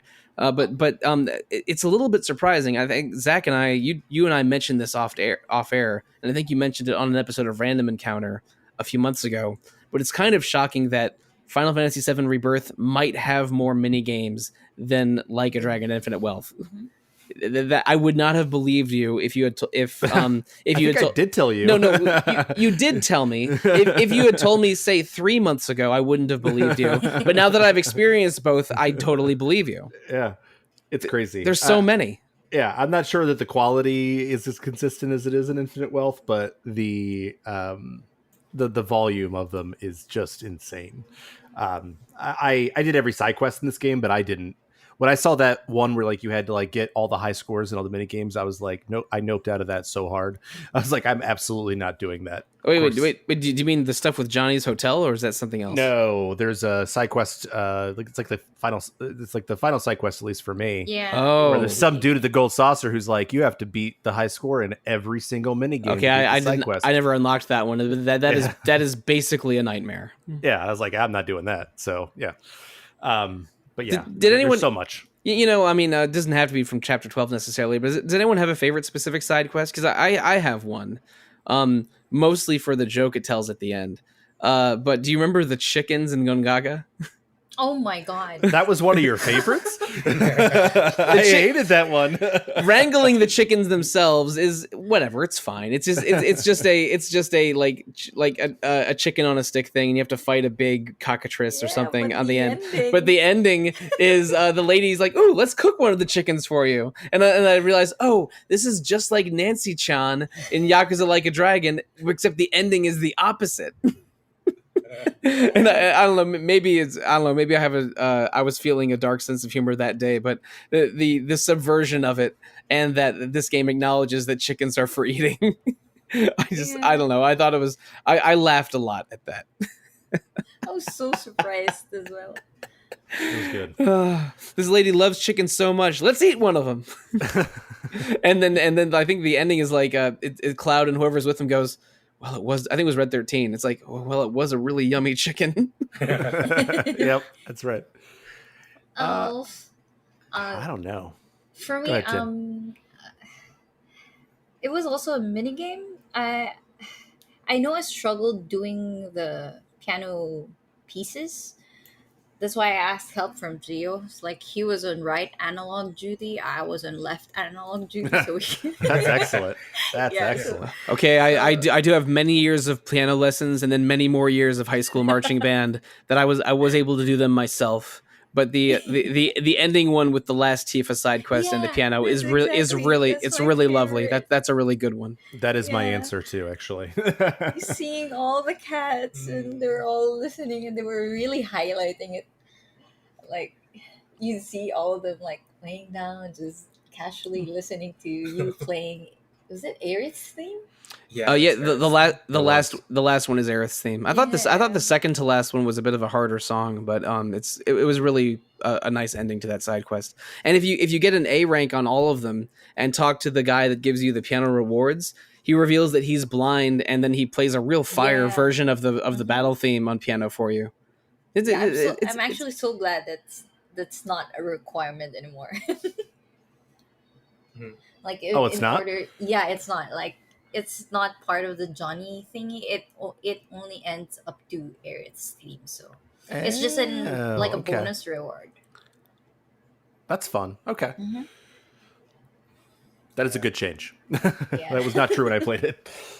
Yeah, my answer for the side quest is the same. I couldn't think of it, but that cat one, like I said, my wife was like in another room playing Persona 3 the whole time I was playing this game. I was like, because she wanted to stay away from it, and then she was like walking through the room occasionally, and I was like, no, you got to get away because you're gonna love the side quest. You got to get away. It's really, really good. It's so good. In terms of animal husbandry, maybe it's the opposite of the chicken one, but Yeah, that's true. but I did enjoyed both of those a lot. And I guess we can move on to the very end of the game now. Chapter 13 is entirely the Temple of the Ancients dungeon, which is very large and elaborate in this one. You're divided into two parties for a pretty lengthy sequence of it. It's Cloud, Barret, and Tifa on one side, Red 13, Aerith, and Yuffie on the other side. Kate Sith steals the keystone from you at the end of chapter 12. That was the prize for all those Dio versus Corneo fights, and reveals that he's been a Shinra plant the whole time, which I mean again is heavily foreshadowed, but maybe a new player wouldn't quite know all the details here. And the Temple of the Ancients is pretty big and elaborate. There's gravity switching that was, I think, a little present in that 1997, but not to this level of spectacle. And it's a lot of it's really cool. I mean, especially you see waterfalls going upside down and sideways in different parts of it. And there's also Shinra troopers really struggling with this dungeon throughout. That was a little bit dark, but also a little bit funny seeing them, being flung to and fro. And eventually there's fights against Reno and Rude on the Cloud side, and then Elena and Sung on the Aerith side.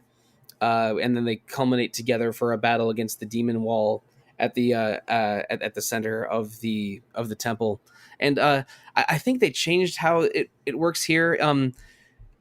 Now, correct me if I'm wrong, because again, I'm not the great FF7 scholar that I was in, say, on Final Fantasy message boards in 2002. The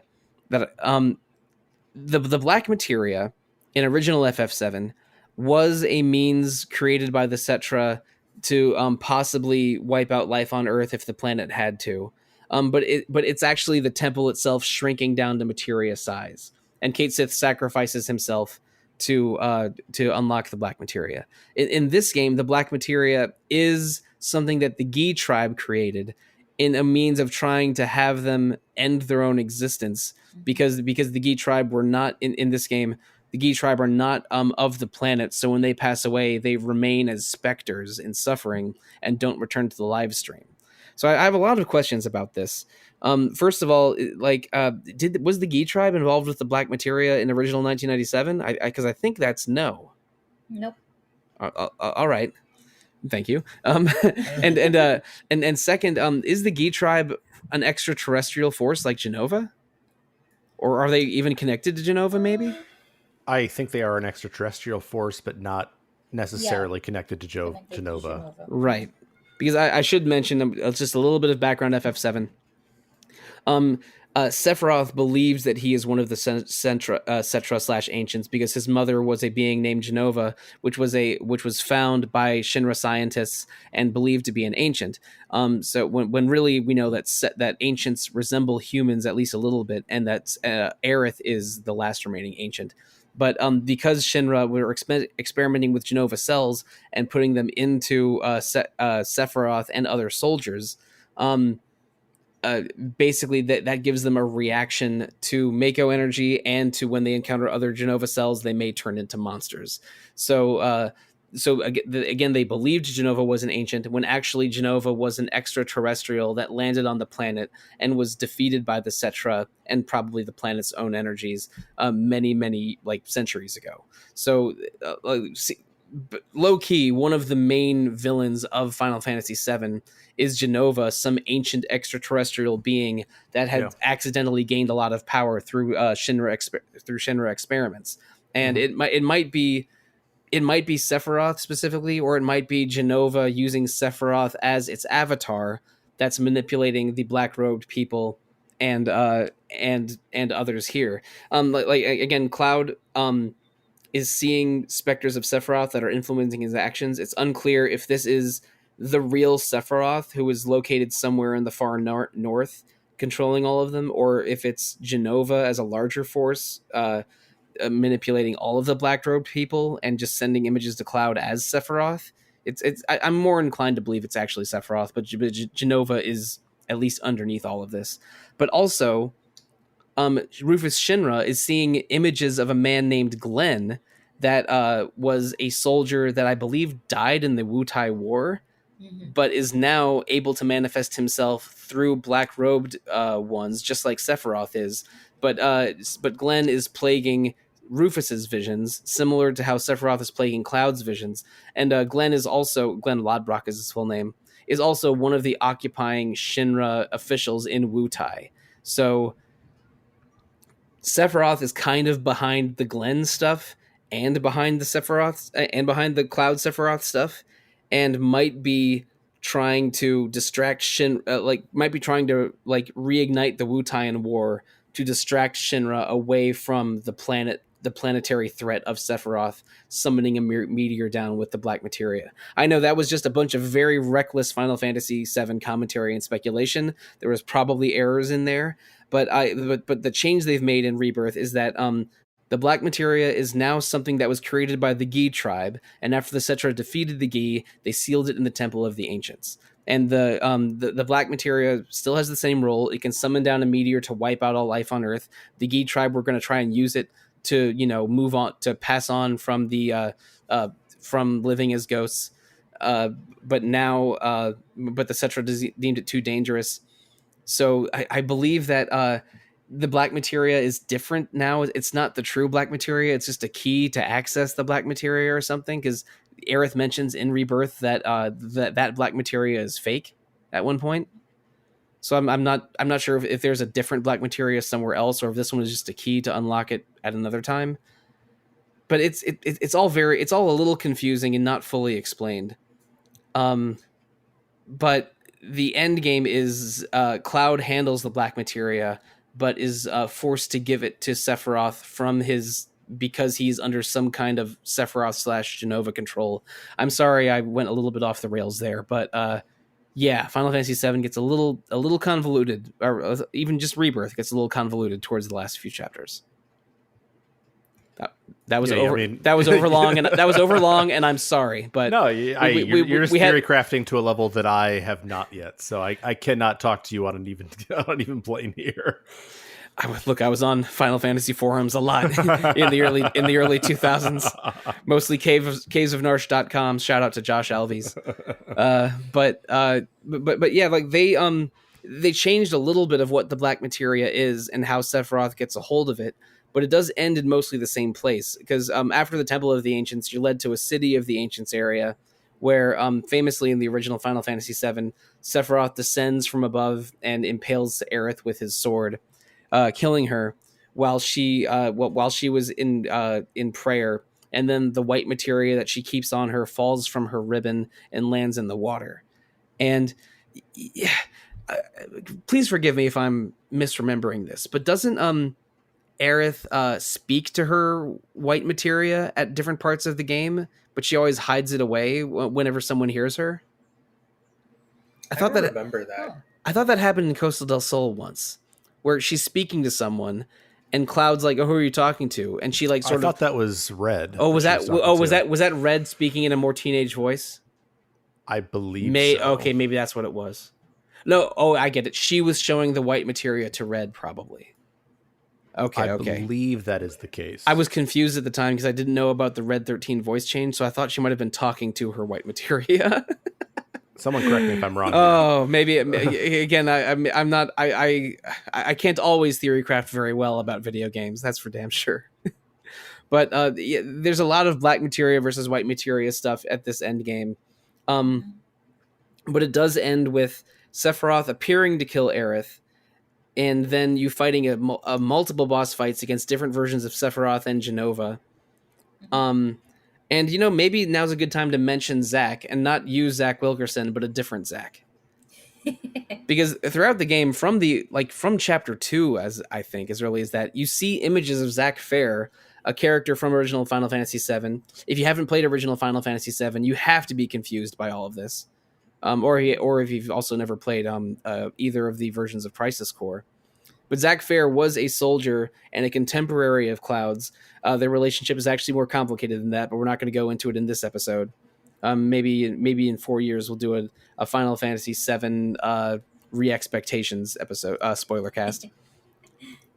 But you see Cloud, you see Zack rescuing Aerith and Cloud from the explosions in Midgar, and then even meeting with Biggs, who we believe to have been passed away at the end of Remake. He interacts with Elmira as well, Aerith's adopted mother, and Zack is basically just getting into shenanigans in Midgar. But around this part of the game, Sephiroth tells Cloud, "Oh yeah, here at the center of the planet, it's not just one planet; it's every possibility and and multiple different timelines of what could be happening right now," which is, I don't know, that's some FF8 time dilation nonsense. But it implies that Zack, who most Final Fantasy VII fans would believe to be dead, and they are hinting that he's alive. But now they're hinting, no, Zack might be dead, but the images that we've been seeing are from a timeline where Zack survived and rescued Cloud. And it also suggests that that at one point Biggs decides to attack another one of the Shinra reactors, and Zack goes to rescue him. And in one timeline, Zack does rescue Biggs, and in another timeline, Zack takes a different fork in the road to look for medicine to steal medicine from Shinra to heal Zack, Cloud and Aerith. And then also in the middle of all this happening, Cloud enters a dream sequence with Aerith. But in this dream sequence, everyone knows that the end of the world is coming soon. Mm-hmm. And it seems like this is a new reality created by the center of the planet, where Aerith knows that she's going to die, and she created the dream world, or is living in a dream world where everyone is aware of that impending death. So it's self-aware to like referencing original FF7 Aerith dying, and just introducing a setting where Final Fantasy Remake and Rebirth are an infinite wealth of possibilities of different outcomes and futures, basically casting all kinds of doubt into what is actually reality, what is happening. I don't get it. It's a little confusing, but in those multiple fights in the final sequence of the game, some of them are Zack and Cloud fighting together, because Cloud has been dragged from his timeline into this conflict, whatever the hell it is, eventually separated from Cloud and fights a solo section against Sephiroth. I think the other party members, maybe you only get to use them once or twice each against different versions of Genova, while Cloud is fighting different versions of Sephiroth. The final fight in the game is Cloud and Aerith solo, as a duo against a very strong single character, one-winged angel version of Sephiroth. That was quite challenging. It took me multiple tries to beat him. He has an enrage mechanic when he gets down to his last 5 or 10% that wipes you out if you can't stagger him or pressure him in time or kill him in time. And if your Aerith is a little bit under equipped like mine was, then maybe it's even harder for you. But I had to get real creative with my Cloud counters and my and using the limit breaks and stagger mechanics and ATBs very judiciously. I might have to do it again because the game didn't save my completion data properly, so I don't have the I have the achievement unlocked for beating chapter 14, but I can't access the chapter select. It's confusing. But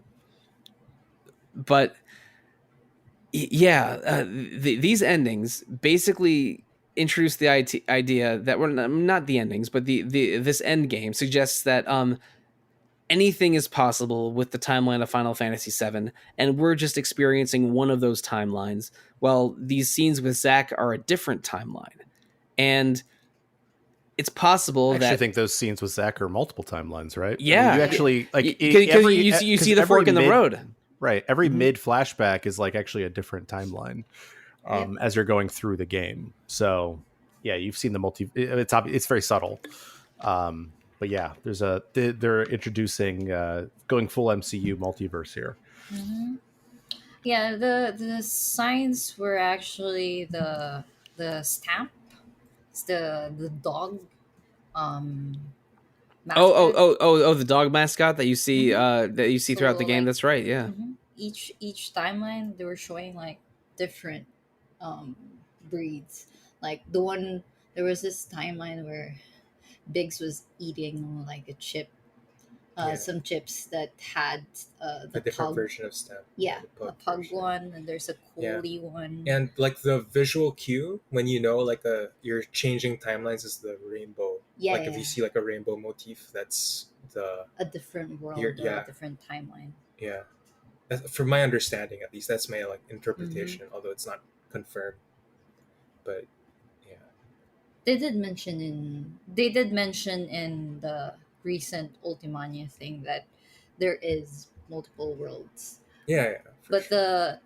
the one thing I was actually very confused of was during the last part, like the ending CGI where Aerith is there and Cloud was seeing Aerith. Cloud was the only one seeing Aerith, but I find it weird that I was like thinking, is he hallucinating or is Aerith really like there, or because Nanaki felt Aerith?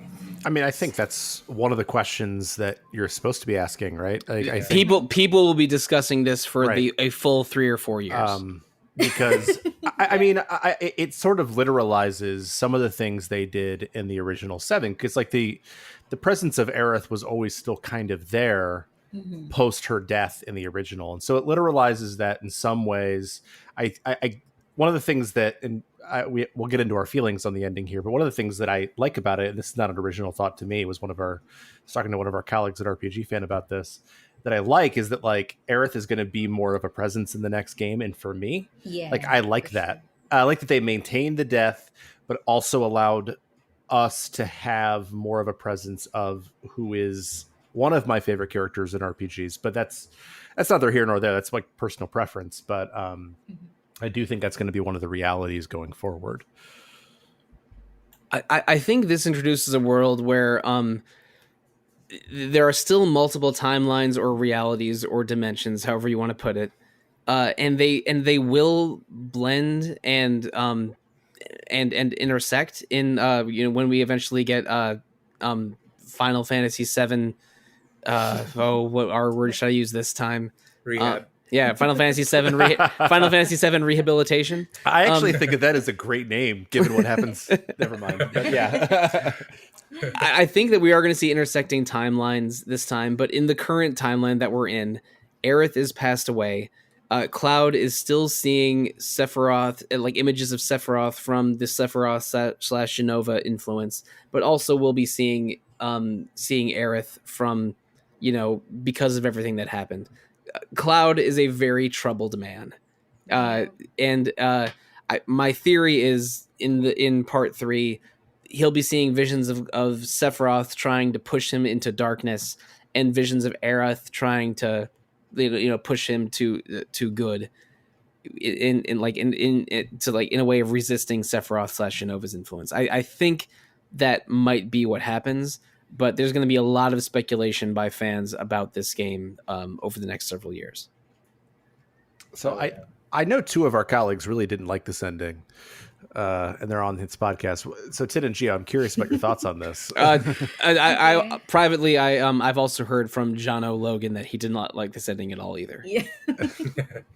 Well, I overall, like, I really enjoy the game. Like, all the improvements from remake. It was just, I guess, the ending that really put me off, for the sole reason that, like, personally for me, Aerith's that is like one of the most iconic scenes in the video RPG gaming history, and getting to that part here in Rebirth, it's like I felt my emotions were like all over the place. I was expecting I would either feel this or that, and what happened is that I just ended up being confused. It's like I was prepared to grieve during that scene, but then it's like my tears held back, and I'm like, wait, what's going on? So for me, that's the main reason, I guess, that I wasn't a fan of it, and I felt like, like for 4 years they were making this game or developing this game. A lot of players were like speculating: is Aerith gonna live? Is Aerith gonna die? And I know Square Enix did their best, but I guess for me, them delivering it both, like giving, trying to adhere to all fans, made me feel a bit confused. I think I understand where you're coming from. Yeah. And my interpretation is that Aerith is dead, but she will be in Final Fantasy VII Reputation, because we're gonna see her in these visions of Cloud for sure. Mm-hmm. But also because of this introduction of different timelines and the planet existing as like experiencing multiple timelines at once, they open up the possibility that she could fully return or even be revived if the timeline is reshaped in the mm-hmm. next game in some way. So there's a lot of ways the next game can handle it. But for now, I believe the answer is Aerith dies, but she might not stay dead. Which is just, which seems like they're sort of, like you're saying, maybe they're trying to cater to as many sides as possible. But I think, maybe this is me being too optimistic, but I think that they have a specific vision for how this trilogy is going to go. And this is just a necessary step to their end game, which, again, people will speculate about for the next 3 years minimum. Yeah. Yeah, actually, although I'm not really a fan of what happened, I'd also say that I'd admit that Square Enix managed to like made me look forward to part 3. I totally agree with the confusion element, and I think the ending is pretty good. I think that when I was coming into the ending, I was like, I'm going to score this 95.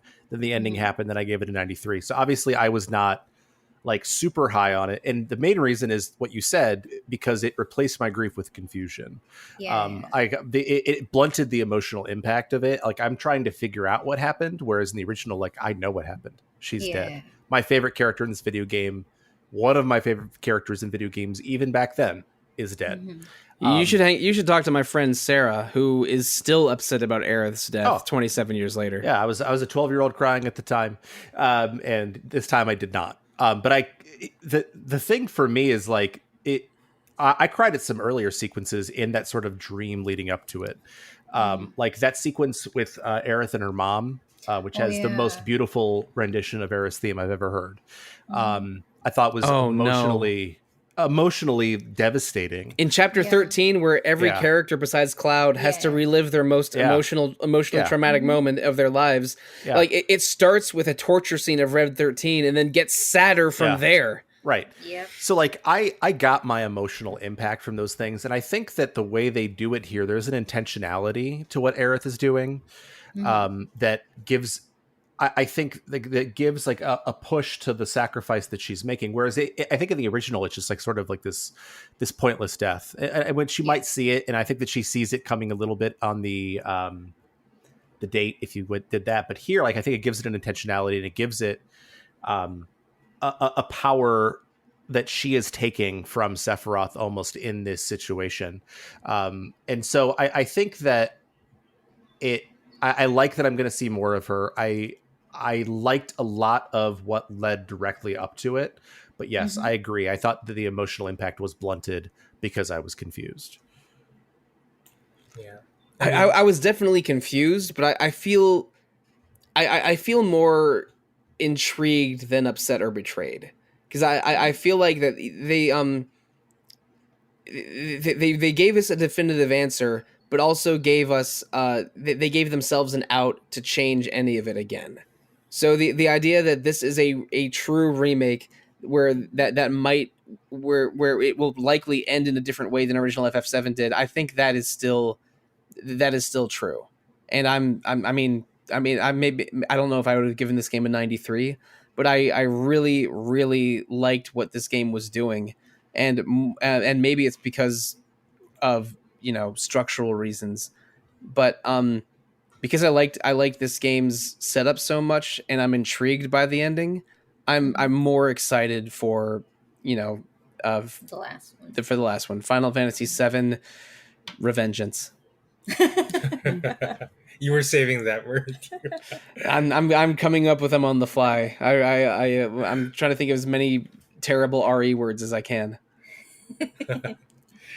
Yeah, I guess chime in. Like, I mean, I agree. Like, I came to my personal thoughts, like, independently of Tin, but we arrived at the same feelings. Like, Aerith's death was supposed to be like the emotional climax. It was like building up, like 2 games worth of build up, and I think it's our fault because we both kept trying to guess: is she gonna die? Is she gonna live? No, my two theories were either Aerith kills Sephiroth this time, or Cloud, in the way he almost killed Tifa and Gongaga, is made to kill Aerith this time. Those are my 2 theories, but sort of neither happened, which is probably for the best. I shouldn't write video games.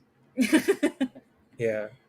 I was just mad because like it was like a cop out answer. It's like, oh, like Square Enix was like triangulating. They were like, oh, if we kill Aerith, this segment of fans will be mad. But if we don't kill Aerith, this segment of fans will be mad. So why not both? So they tried to thread the needle, and it completely failed, in my opinion. Because like now, I don't feel anything like from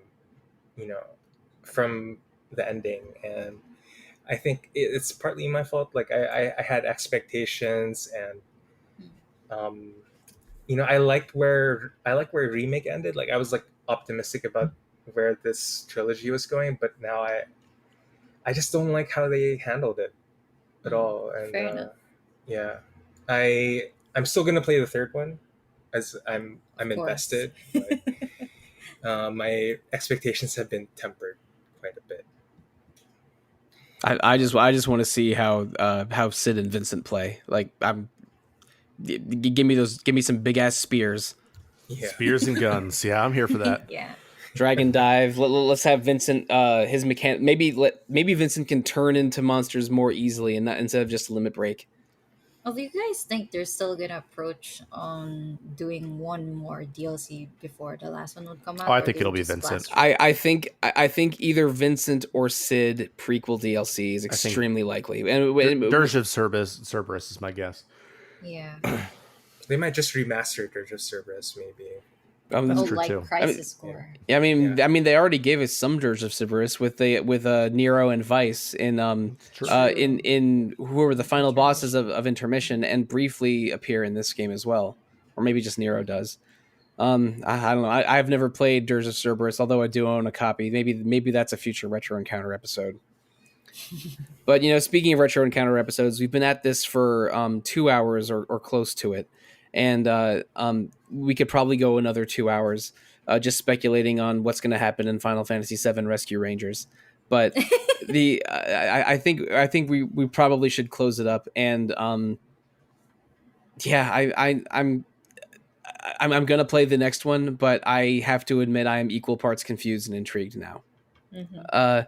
But again, let's talk about the future of Retro Encounter a little bit. Next week, we're doing an episode on Arc the Lad, a strategy RPG from the early days of the PlayStation 1. And the following week, an episode on Arc the Lad 2, which basically everyone agrees is much better than the first one. And helped that game become a sort of cult favorite that was released in English as a collection in the early 2000s, although we haven't had a new Arc the Lad game in several years. So yeah, 2 episodes on Arc the Lad, 1 and 2 coming soon. And also coming in May, we're doing an episode on Persona 3 Reload, which I know, Zach, you've been playing off and on for a few months. I have, yeah. And I'm really excited to hear that one, because I haven't played Persona 3 Reload yet, only because I've been too busy with 2024 releases and recording podcasts. God. It's not a short game, which I know is a personal problem, but and I've already beaten regular Persona 3 or portable 4 times, so maybe I don't know if I really need that one in my life, but I still want to see how it goes. It is a stylish game, so you'll enjoy it when you get around to it. And speaking of games with main characters with mental issues like Final Fantasy VII Rebirth, we're doing 2 episodes on Omori in May, a game that handles trauma and depression in very specific ways. Don't want to talk about that one too much right now, but we're doing 2 episodes on that in May. It's going to be our main game journal of that month. But listeners, thank you so much for going on this Final Fantasy VII Rebirth journey with us for over 2 hours. But even more, thank you, Gio, Tin, and Zach, for joining me on this. I know that this is the kind of game where after you're done playing it, you immediately want to talk to someone about it. Yep. Thank you for indulging me, or at least this shared whim of the 4 of us indulging in it together. I've desperately wanted to talk about the ending and hear other people's opinions, so I was happy to hear them, even if no one liked it as much as me, which is okay. Well, for me, I was mostly curious with how you guys think and how you guys enjoyed it. So yeah, it's nice to hear 2 sides of the coin. So I like talking about games in this way. I mean, I also love talking about games in this way. Why do you think I'm on so many podcasts?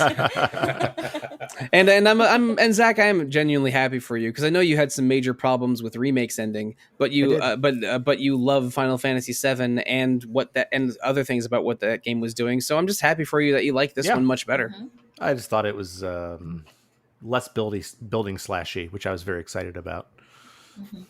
All right, but listeners, if you want to talk to us about video games, whether it's Final Fantasy VII Rebirth, Persona 3 Reload, Omori, Arc the Lad, or Final Fantasy VII Refinancing, you can always email retro@rpgfan.com or find RPG Fan on Facebook, Instagram, Threads, Twitter, Twitch, YouTube, Discord, or just the regular website rpgfan.com.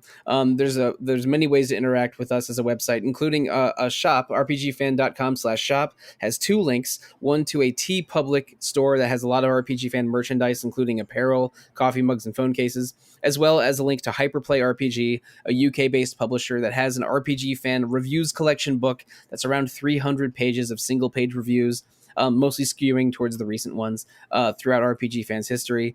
I think Zach, and you're featured in that, but quite heavily. You got at least a half dozen in there. A few, as well as many other RPG fan panelists and writers and editors.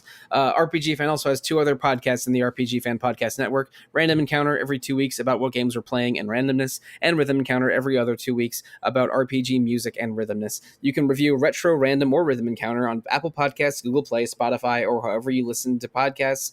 YouTube now as well. I think Google Play might be a thing of the past. I should change that that part of my notes.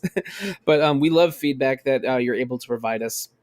So please provide feedback in however you choose. But if you want to interact with us as individuals and not as a website or a podcast, let's tell them how to do so, starting with you, Tin. You can just reach me in RPG Fan Discord. My name there is just literally Tin. Now, Gio.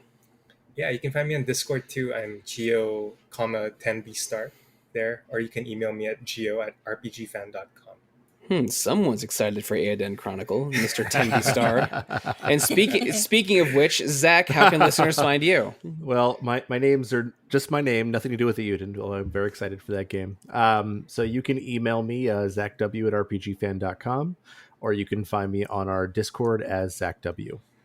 And listeners, you can find me on most places on the internet as @Evoker for Dogs on Blue Sky, Instagram, or Discord. And Zach's name, you're spelled with a CH and not a CK like a certain other Zach that we've been talking about today. Is true, yes. So, listeners, don't know what else to sign off with, but I think Final Fantasy VII Rebirth did a lot of things very, very well, although maybe they could have used a little bit less Chadley. Thank you, good night, and good luck.